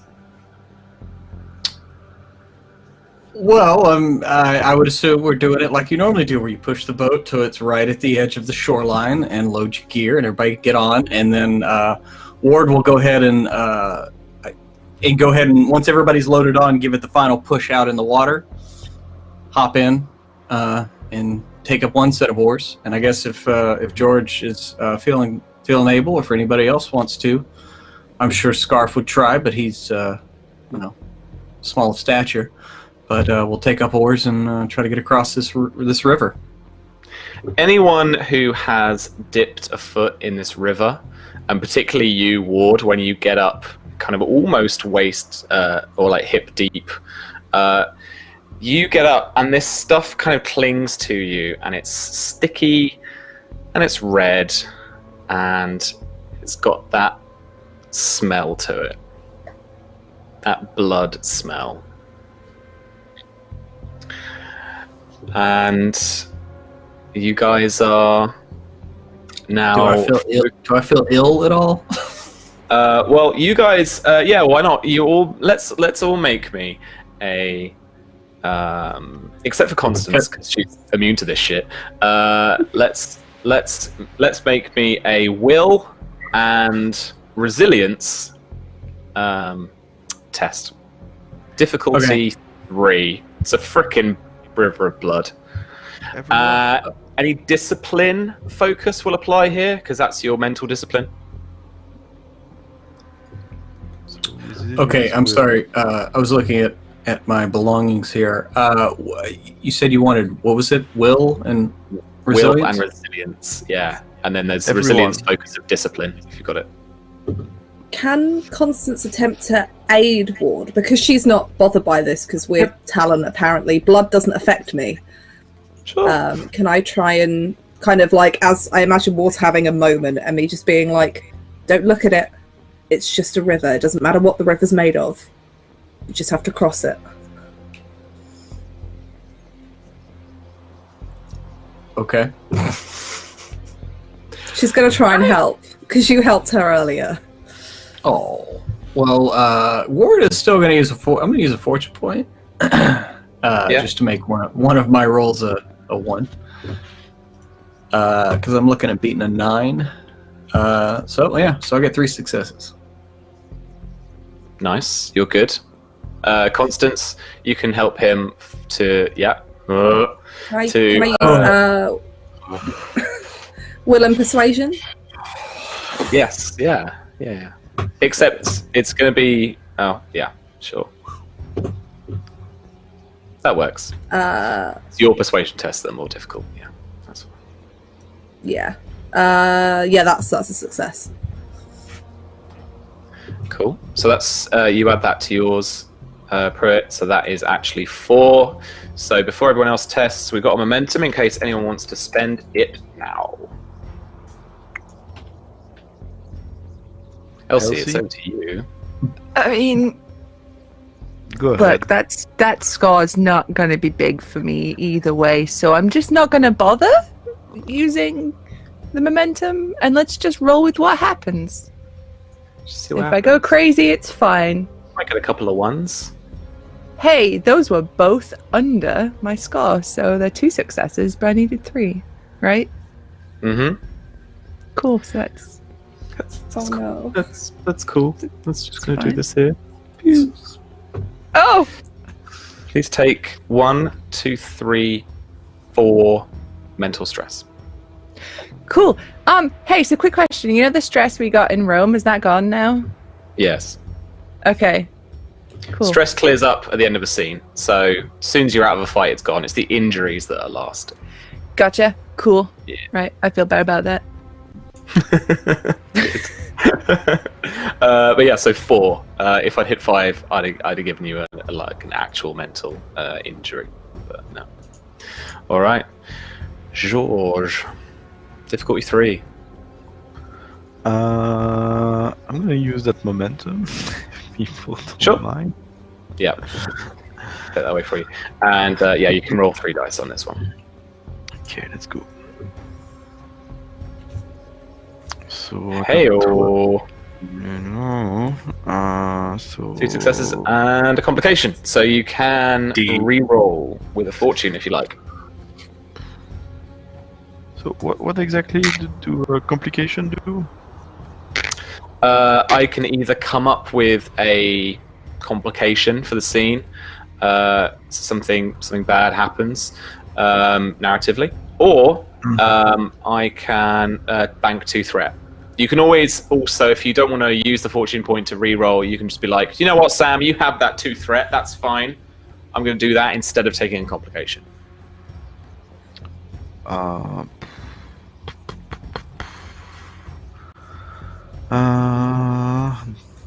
Like those decisions moment.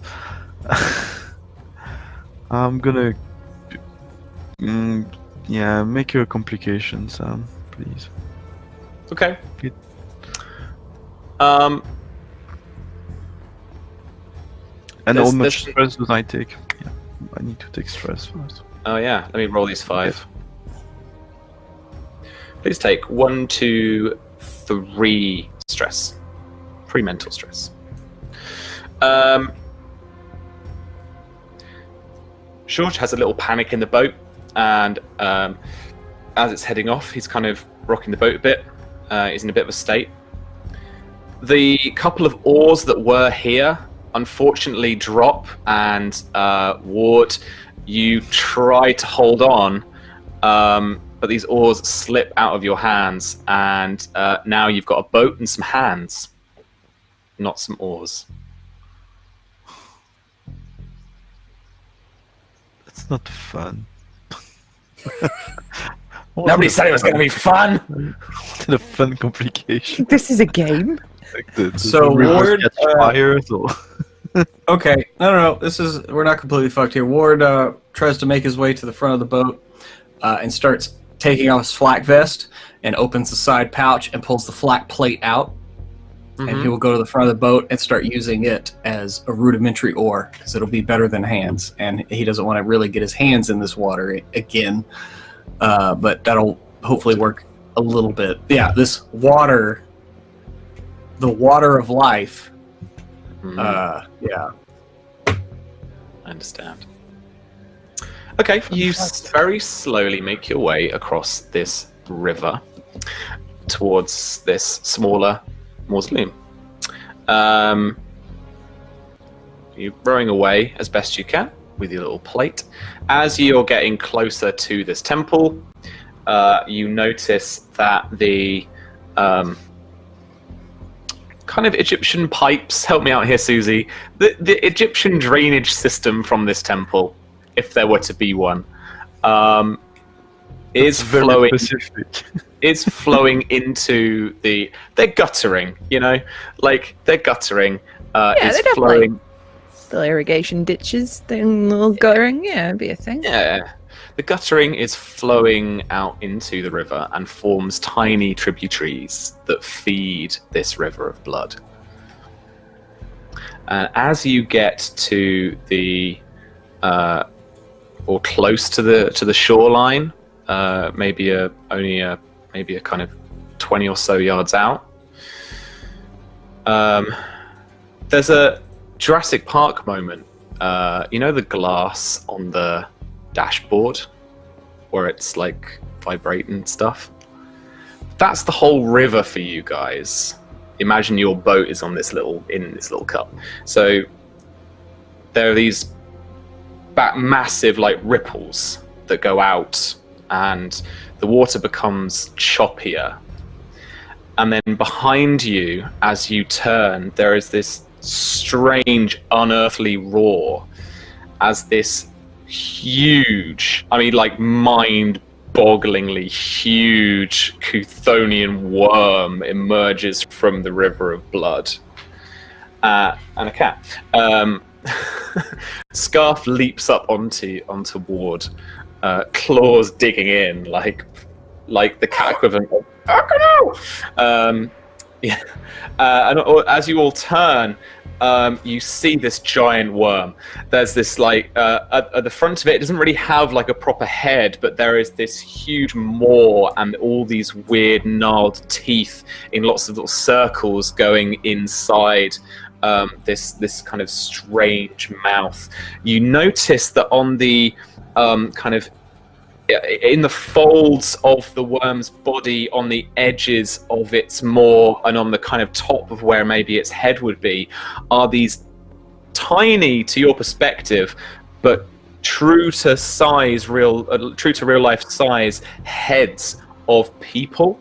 Their faces, as you look out onto them briefly, you all see someone you recognize from Gisela from Vienna, from the Nazi guards you gunned down in Rome, to some of the reptilian faces that you defeated in the sewers and things. And George, you see the face of your sister in this worm as it bears down on you.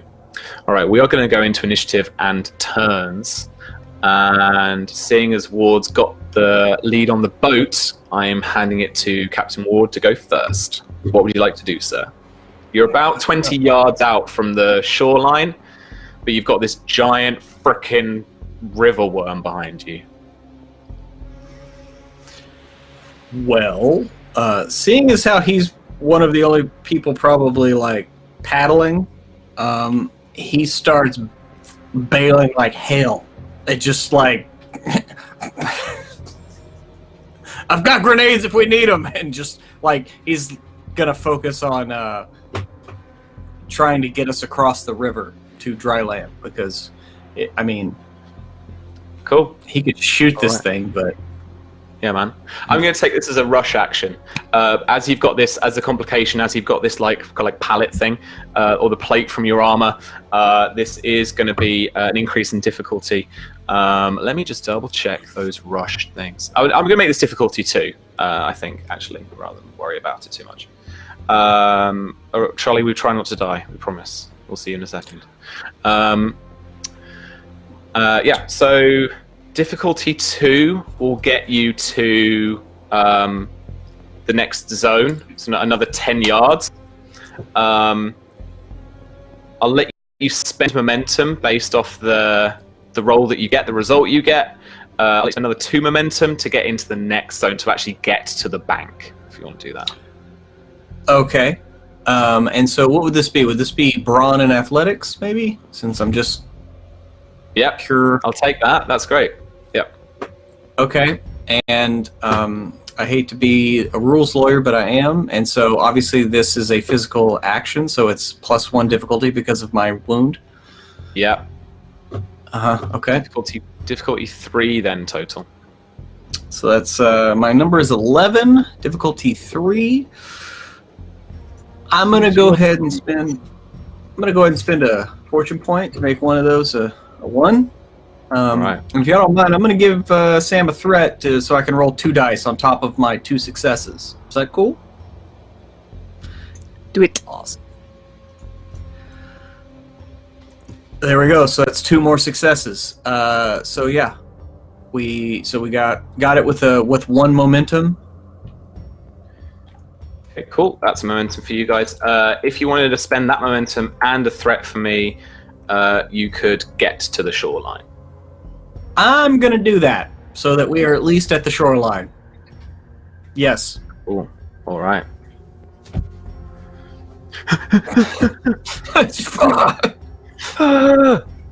All right. Would you like to retain the initiative to give someone else in your group a turn, or would you like to hand it over to the worm? That would give you just more threat now, right? I'm going to Yeah. go ahead and hand it over to the worm, because at least we're 2 zones away. All right. It moves further towards you, and because it is mind-bogglingly big as a truth, it's huge thing, scale 4 in terms of NPC rules, living above 15 threat. Yeah, I remember that. it's going to come slamming down on you. It doesn't matter particularly that you're kind of the couple of zones out. Its body extends enough that it's just going to like flap onto you and just slam the area that you're on. As you've reached, the boat, I think, because the way that you're just almost uncontrolled, like just pulling away at this paddle, is that you're just looking to kind of ground the boat. Like, you know how, like, you're just going for the shore. You're not trying to, like, do a little orderly kind of, we're all going to get off now. Like, no, just slam on the shore, let's get out of here. So, but it is going to come crashing down on top of that.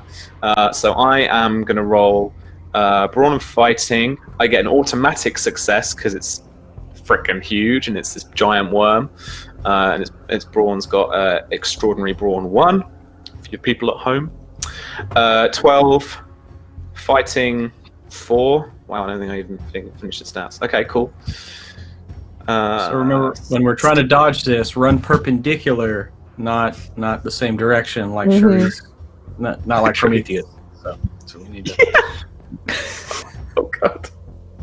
Why did you Y'all make know me what I'm talking remember about. that film? Why? That movie. You're supposed to be so smart. Sorry. Okay, They I'm were gonna supposed to be spend, specialists. They suck.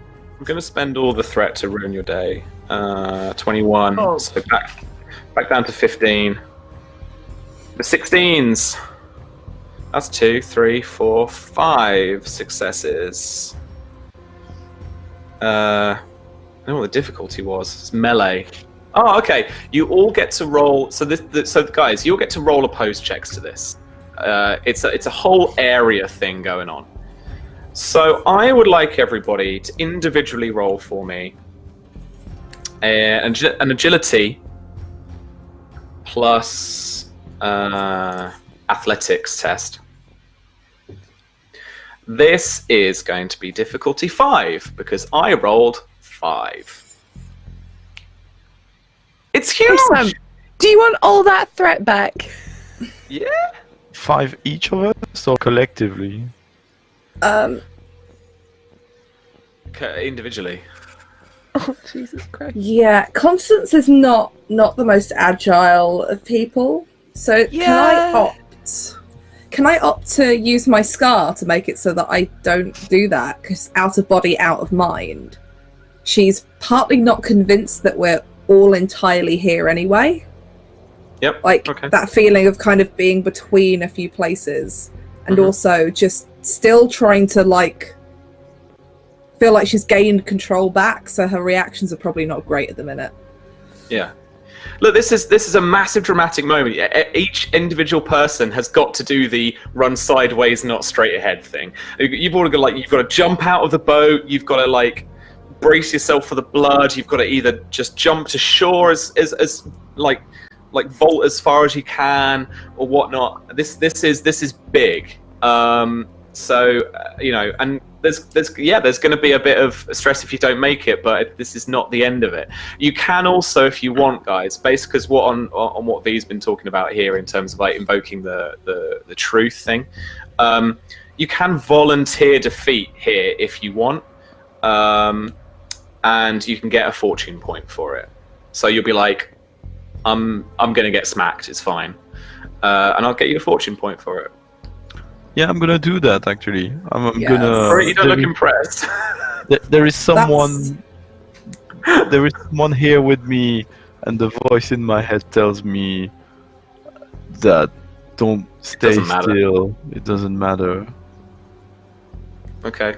And I take my fortune Constance, point. George, fortune points for you. Ward, Elsie, what do you want to do?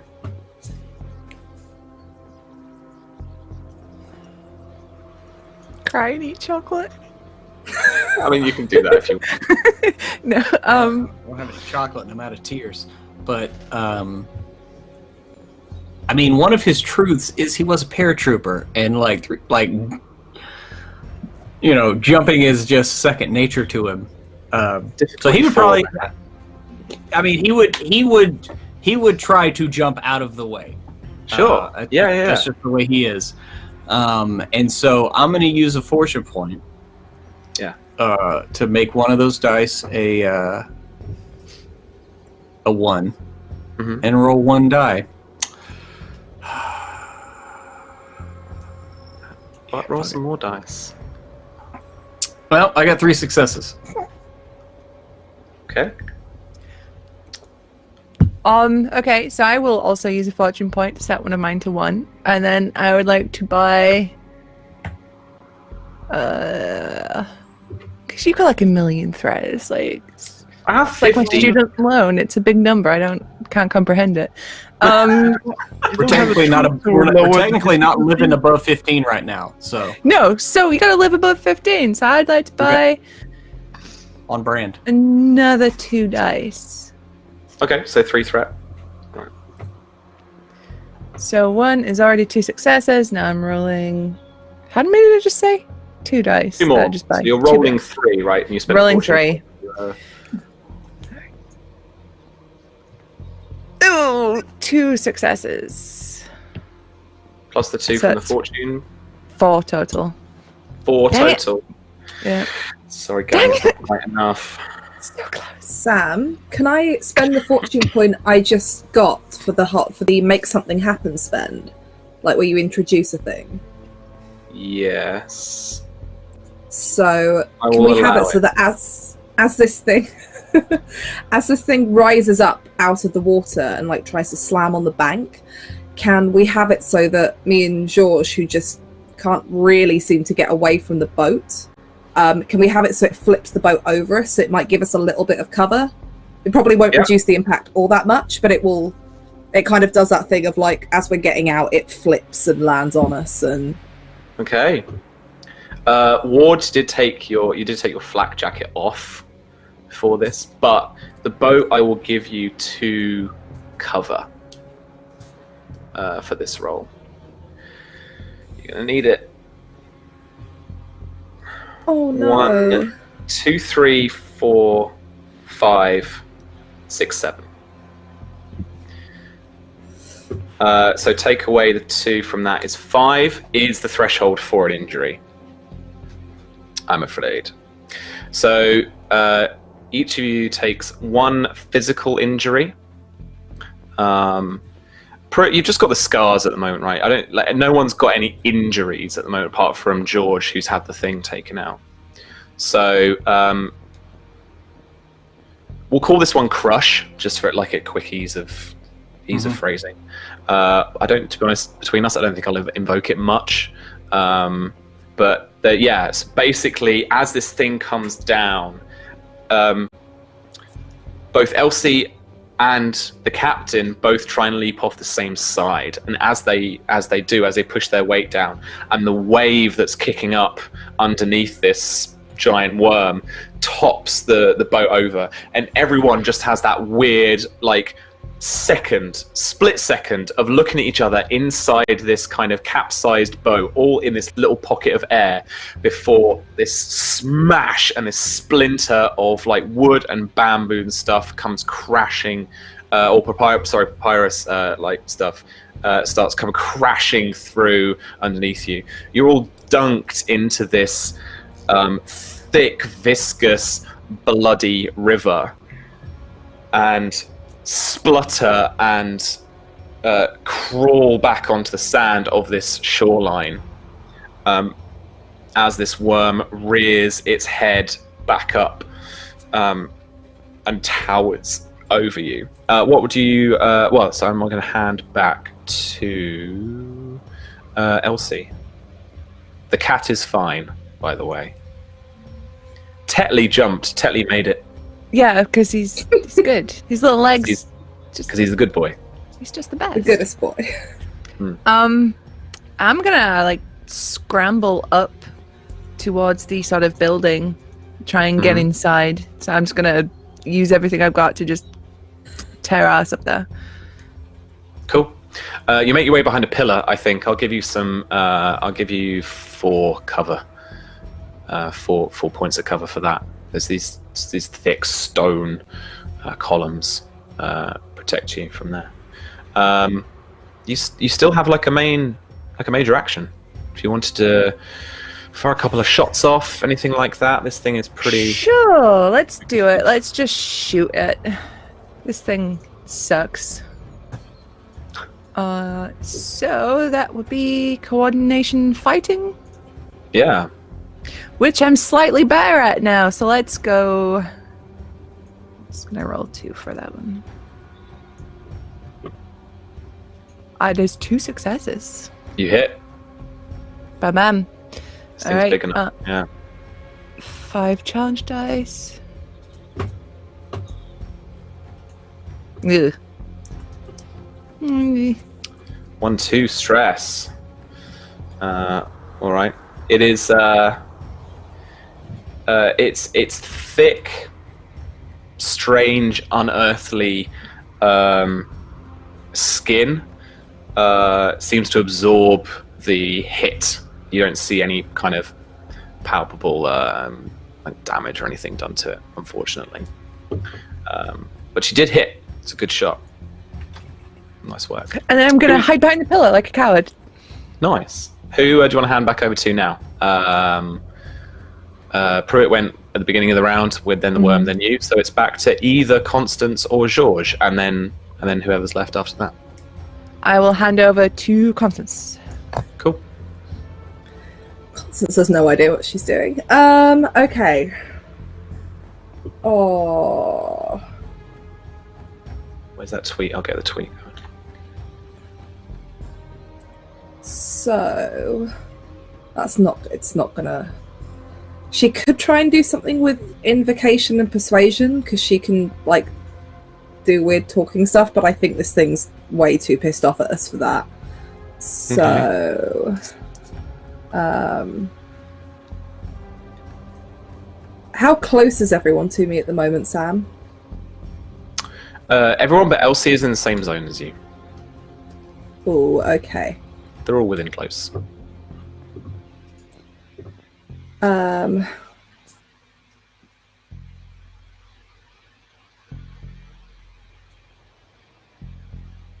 Oh, I have no idea. Constance will probably hold for now because there's not much she can do without causing injury to other people or more to herself. So she will hold, and she will basically, as soon as somebody starts making for the little sanctum temple thingy, she will basically try and help somebody get out of the boat and run. So if that's Georges or Elsie, that's just, she's going to wait for the chance to grab somebody and just run with them. Yeah. Georges, what are you up to then? I'm gonna make a dash for the mausoleum.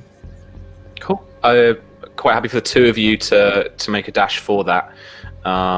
It's only medium away, so you managed to make it there. Georges, you do have a main action if you do want to do anything else.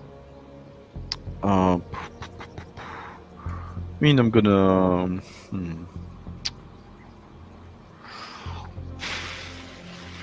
I mean, picking up a grenade from ward and throwing it, that would be more than a single action, right? I'll let you do that if Pruitt's happy with that. Yeah. Yeah, I'm gonna do that then. All good with that, Pruitt?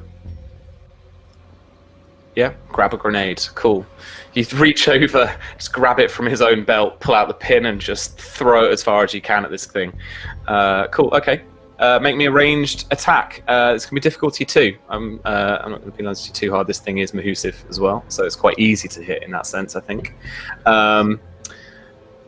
So this is coordination and fighting. Yeah. Yeah. I mean, can I use my war started early? Not for this, no. Okay. Okay, let's go. 11. I got 1 success, not 2. So no. Okay. You throw the grenade, and it goes. It goes just a bit shy before it goes off. There's a long throw, and the shrapnel just, kind of spits and scatters on the body of this worm, and it just causes that little puff of smoke in the just in front of it in the air. Constance has made it to the temple bit as well. It's now back to the top of the round. It should, I think, in a weird way, be the worm that goes next. What happens here is the worm bears down on the area you are, just in front of the temple, and Ward is like kind of on. I think you're on your front in a crawl on the shoreline, and as this thing bears down on you, as it gets closer, and these weird faces get closer and easier to differentiate. You've turned round and looking at this worm, and then Scarf jumps on your back, and his tail is puffed up. Its back's reared right back up. It's trying to make itself as big as this frickin' worm. Yeah, Puffy Boy, exactly. And as it does, this worm lets out like a scared kind of hiss, and it like rears back. And then I'm essentially going to give it like stun. So the cat has like freaked it out, and it like pauses and is rearing back. Susie, if you don't get this, I'm going to have a go later. This is some serious Egyptian weird symbolism shit going on. We dug this up earlier. Anyway, doesn't matter. I'm going to hand over to Pruitt. Mate, you get to go next. This thing's just like been stunned by this cat. Okay. Well, in that case, Ward is going to kind of turn over, kind of try to scoop Scarf up into one hand. So he's got Scarf in his left hand, and then he pulls his new pistol that Dr. Parker assured him would be effective against extraplanar creatures. And he's just going to be like, say hello to my little friend, and just like pop a shot off. Nice. All right. Make me a ranged attack. Coordination and fighting. And difficulty, the handguns applies. Difficulty 2. All right, I feel fairly good about this. I shouldn't have said that out loud, though. Yep. Spend a fortune to reroll if you like. I am out of fortune. And so, yeah, I miss. That's that.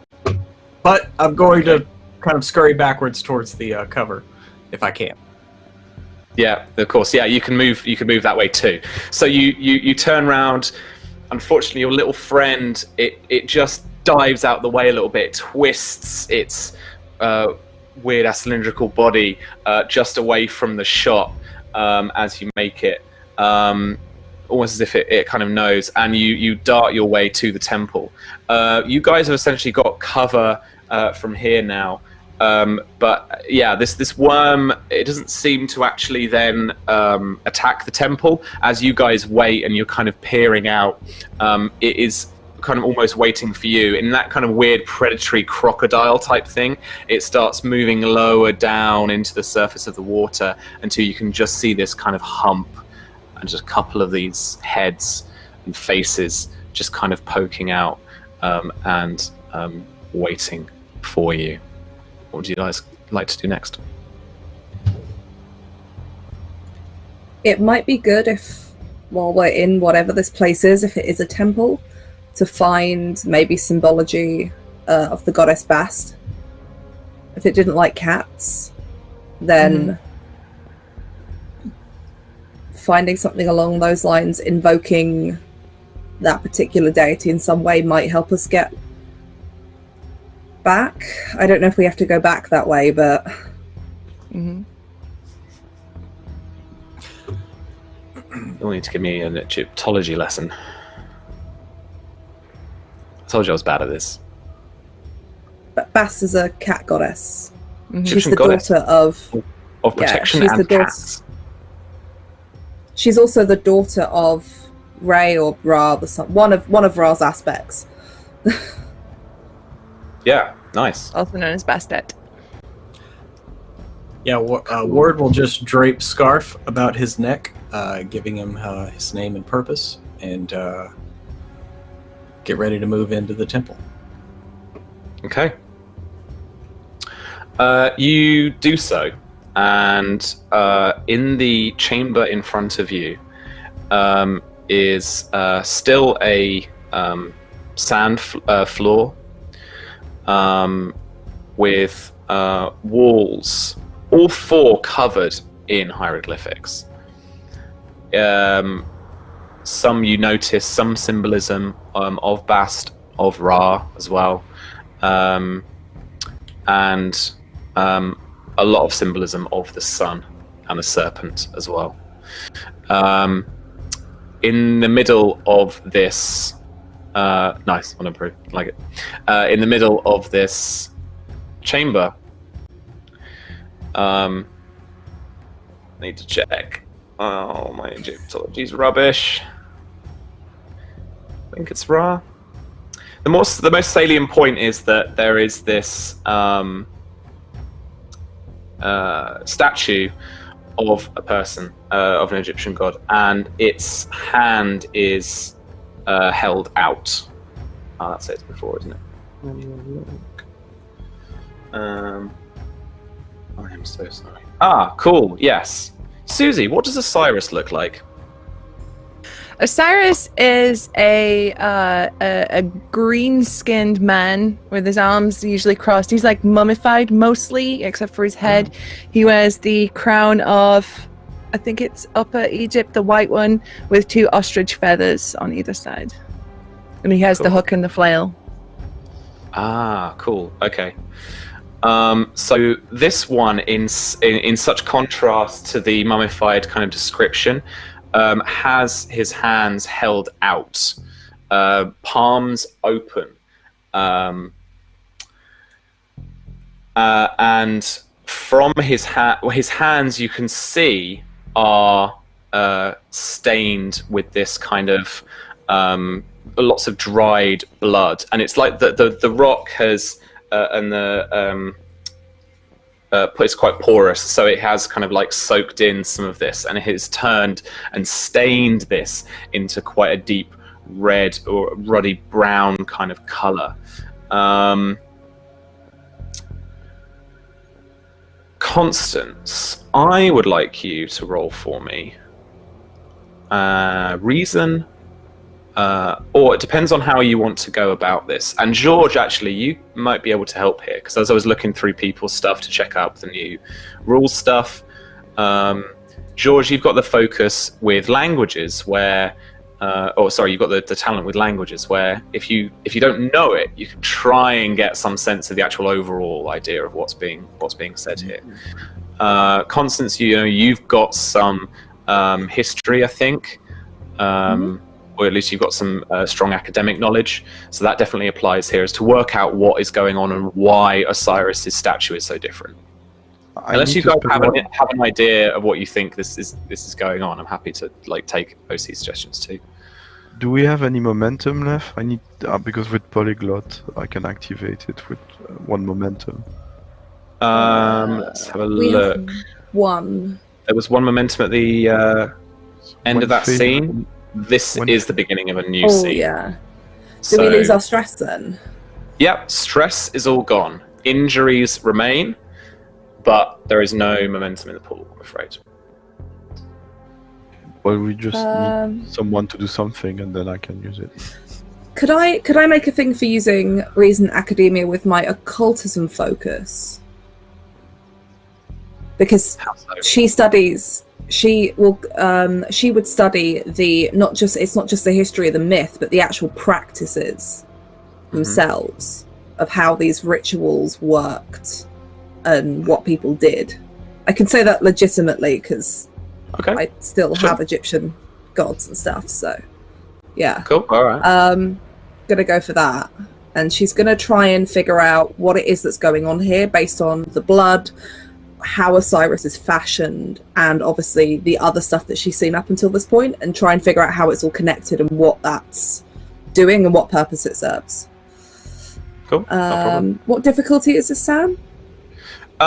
This is going to be difficulty 2 with the fact that I don't think you can read hieroglyphics.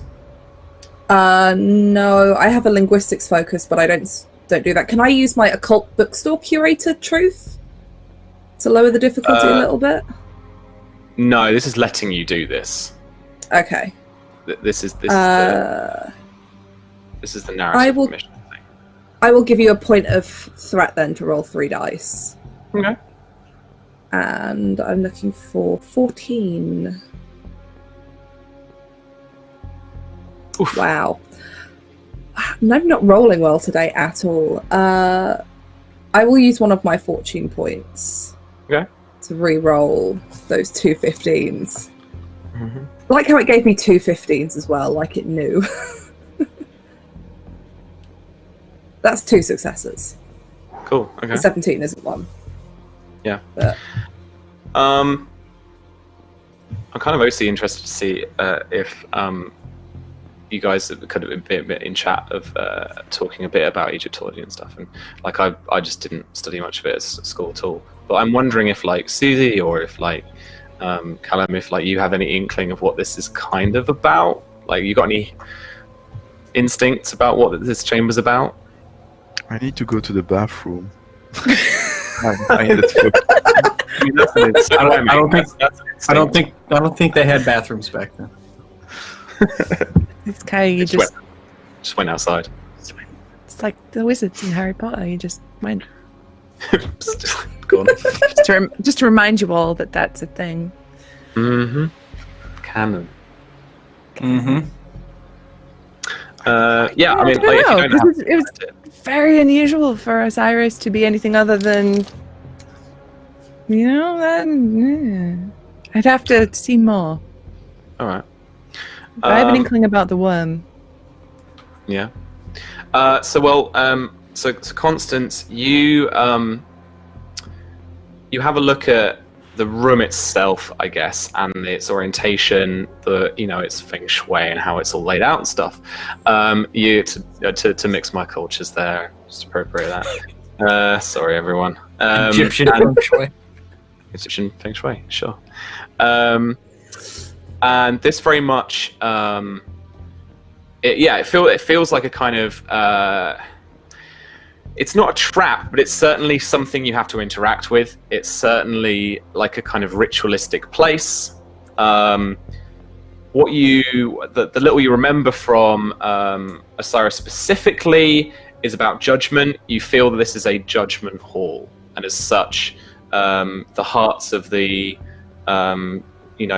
just or unjust were measured, and this statue gives you the impression that that has to be done physically because of the blood on it, the opening of a hand. Constance will turn to the rest of the group and say, this is the judgment of your heart. Normally it's weighed against an ostrich feather, but I think that there's something odd going on here. I judge by that blood that somebody's got to give that up. Well, I mean, and he kind of looks to Elsie, like,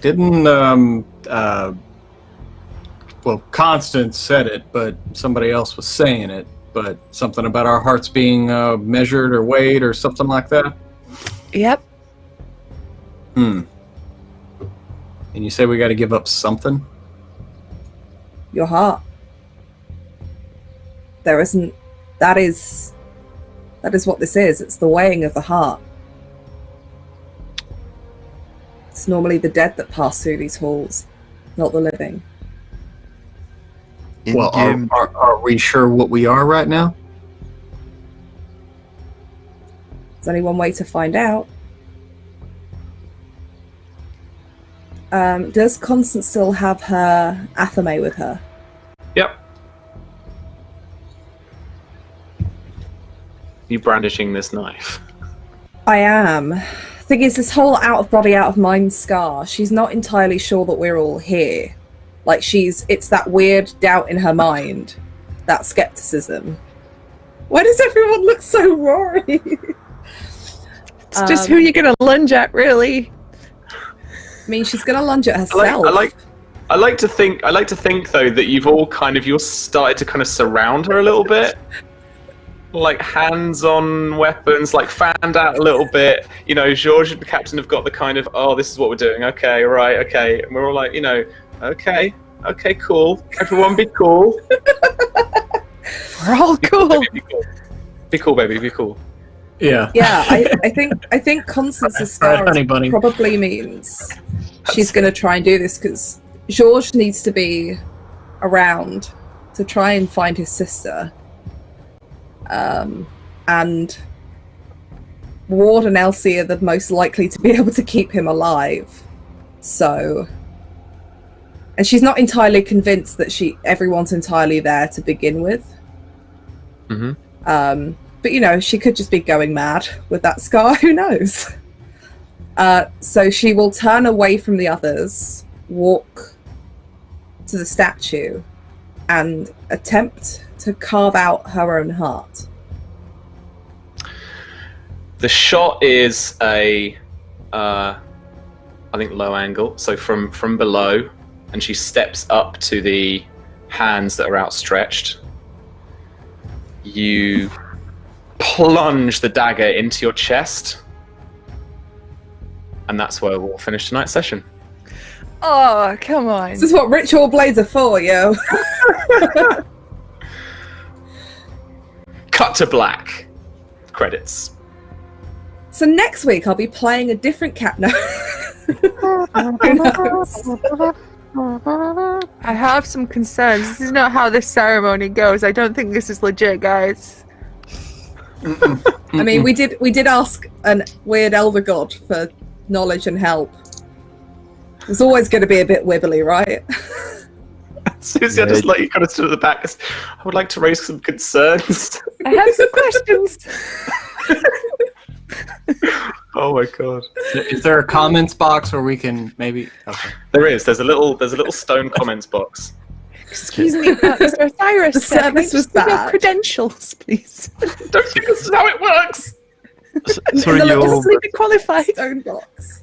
I really need us to wrap this up. I got some guests here while waiting to sleep right behind Yeah, this of course. beautiful green screen. Sam, fair. 3 out of 5 owlbears. 3 out of 5 owlbears. Can't talk to cow. Right. Now let's wrap this up. So let's do some quick XP then. Any votes for crazy heroic stuff this session? Constance. Yeah, Constance. Doing the I weird mean, thing. I kind of want to vote for Georges in that moment where I was like cutting the thing and he was like, That was Also cool. very true. That was very well done. Yeah. For the Kirk shirt. 2 XP for both of you. Fantastic Aw. stuff. I think I know I don't meant to get a vote, but I think Pruitt's like paddling for dear life with his flak plate was a lovely touch. It was 2 very XP good. for you, sir. Very nice. Very good Thank stuff. Sorry, Elsie. I was there. I was I shot the worm. Witness. You shot the worm. That was cool. 2 XP. Well done. Yeah. There we go. I will take that pity. Who was the most brave? Who was the most heroic? Who are we all in the bonus 2 XP to? I vote Constance for even being willing to do this insane ritual. Yeah. For And the then, prep. you know, for stabbing herself in the heart at the end. Well, Catch there's that. balls. Whether that's heroic or something else, I don't know. I mean, probably just stupid. What's the difference? Your words, not mine. All right. Grab yourselves an XP as well, everybody, for me porting you all from Kent to southern Egypt. Did we get XP for all our shit rolls tonight? Yes, I can give you some sympathy XP for 1 XP each for the rolls. Well, I mean, thanks for the sympathy XP, but just for the sake of learning the rules, wasn't there something about when you use a whatever and then you fail? If you invoke a truth and fail the roll, you get however much. Because that happened to me once. Yes. There you go. So this, I think, specifically is, if I get to the end here, if you invoke a truth, so we had a few of this tonight, so do remind yourselves, guys. When you invoke a truth to gain a fortune point, you get an XP for that as well. Oh, So there's a good fair amount of that. so I got Okay. And then the failure one. So you get 1 XP each time you fail a skill test in which you bought 1 or more D20s. There were a few of those tonight, so give yourselves XP for That that happened to me too. once. Yeah, give yourselves Did some that XP. for that. happen to me? I don't remember. I think so, actually, mate. Yeah. Okay. Yeah. I think it's very likely. Just I don't just quite remember it. I should write this down when they happen. It's okay. I'm not playing hard and fast with the letter of the rules for this. Don't worry. It's all cool. All right, cool. Well, let's have a quick rip round then. Chat a little bit about tonight's session and where you're on the internet and what you're doing. Pruitt, should we start with you? How did you find things and what are you up to? Well, that was pretty freaking awesome and insanely crazy. And I am with V here. I don't think we're in reality or Kansas, and Tetley is not Toto, and all of the things. We are beyond the pale at this point, and we are not in our mortal bodies. I'm almost certain of that, as the player, not as Ward. But I thought tonight's session was freaking awesome because we summoned Yogg-Sothoth. Because why don't you do that? We should. It's fucking Cthulhu. So anyway, I can't wait to see how this shakes out, and just to see the measure of Constance's heart next week. So we'll see what's up with that. Thank you again to I'm sorry it escapes me who donated Scarf, but thank you so much because anytime Monk gets on stream, we actually have visual representation of my pet. So. That's freaking awesome. I am Pruitt, one half of WebDM. You can check out our videos on YouTube on Wednesdays where we do DM advice, D&D, most D&D and tabletop game related videos, things like that. We have games on Twitch on Tuesdays, Thursdays, and Sundays. But Susanna will get into that more than I will. So yeah, check that out. And also, I'm on Encounter Roleplay on Wednesdays for Call of Cthulhu and Adventures in Middle Earth. And also check me out on Sunday, where I will be on Tales from the Grim for a little bit of Highlander in the Cypher system. So we'll see who the one is that there can be only one of. But yeah, until next week. Cool, man. Thank you. And it was Ixina who gave you that cat. Thank you very much, Ixina. Thank you. Cool. But V, how was that for you then? How was all this stuff? Thank you for letting me summon an elder god. That was fun, and I had fun kind of plotting that with you a little bit. It's true. The other day in being like, so this is how rituals work, like real lifey. That was a lot of fun, and like I don't know, it's kind of cool getting to be the kind of support character that helps, George maybe find his sister. Who knows what's going to happen here. This talent, you've gone crazy. You've gone from tactical nuke to like, I don't know, bunker. It's mad. Like it's terrifying, really, when you think about it, because she's kind of lost the sense of almost fear for it. That's the whole spiral in itself that might unravel. Who knows? I feel bad for what. It's just a graph of constant psyche. Just. I feel bad for whatever's happening at Clements Park, because, yeah. I left that, yeah. But, she's definitely not responsible for the snake demon in the water. Like, that's really not her. But I can't wait to see how this goes next week and how her heart is going to be measured. But yeah, I am Virginia. I work at Modiphius with Sam, and other times when I'm not at work, I'm on stream. So I'm on here on Fridays, and then Thursdays at some point soon, I will be with Sam and Susie playing After the Fire, which is going to be awesome Game of Thrones stuff, and I'm so excited, even though I haven't come up with a character yet. And then not tomorrow, but next Saturday, I'm over on Scraticus Academy, I forget the time, but there should be a post going up at some point soon out on the charity stream that they're doing, and getting to run a really cool game for some really cool people. And I think there should be an announcement over the weekend of exactly what's going on and who else is on there. But Satine Phoenix is also a special guest for one of the streams. So if you can go over and help support us throughout the day, I think it's a 24-hour stream, and it's to raise money for a wonderful streamer whose name I cannot remember off the top of my head right now. But it would be really awesome if people could just come and hang out and watch a couple of videos and donate if they have the money to spare. But other than that, yeah, there's other exciting stuff coming up that I can't talk about yet, but that will be on my Twitter, which is @TabletopHorde. That's me. Awesome. Thanks very much. Thanks for the plug. Susanna Grace, how did you find that? Egypt! Ah! Okay, I'm so sorry, I'm rubbish with it. No, it's cool. It's funny. I got actually, my mum was watching, and she was like, "You're gonna have to tell him how to say." Oh my god! Right. So yeah, I am so hyped. I can't wait to see how Constance's heart gets weighed, and whether or not it gets fed to Amit, which would be fun.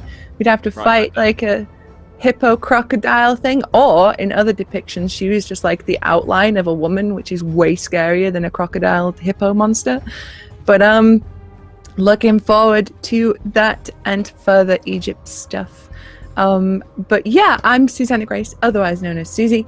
I am a variety streamer who does video games, art streams, and TTRPG streams Monday, Tuesday, Wednesdays. You can find me on my own channel @Susanna Grace, which is spelled exactly as it is below my name face right there.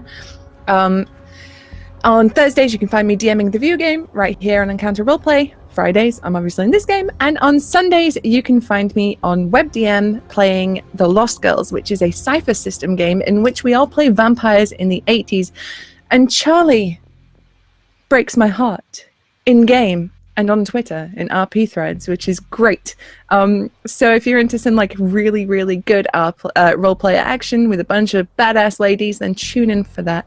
Otherwise, find me on Twitter. I have a pinned tweet that shows you where I am, what I'm doing, and what system I'm playing at any given time in the week.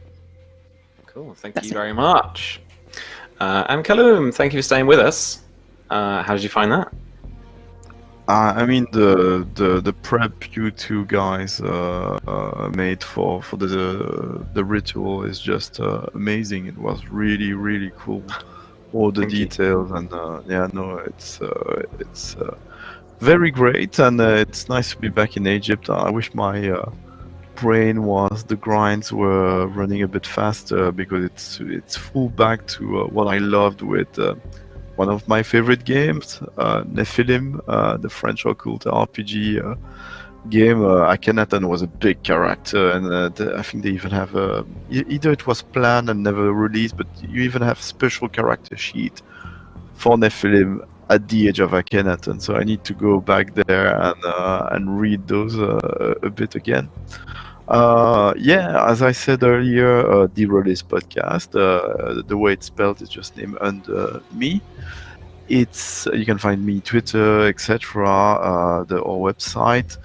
I just released the second part of a 2-part episode, which includes an interview with Phoenix Games Club and an actual play of 13H. If you don't know, 13H is Dungeons and Dragons with a few exciting bits thrown in it. Those 2 episodes are dedicated to the memory of Alan, who was a awesome role player. It was the only time I played with him, but he seemed to be a very, very cool role player from Phoenix Games Club, who sadly passed away last summer, taken from us by cancer. So yeah, it's quite an honor to have a little memorabilia from him with this episode. And yeah, Phoenix Games Club and a lot of other clubs will be next Wednesday, April 3rd, at Le Drinks and Dice at Bad Moon Cafe, which is an awesome place, awesome people.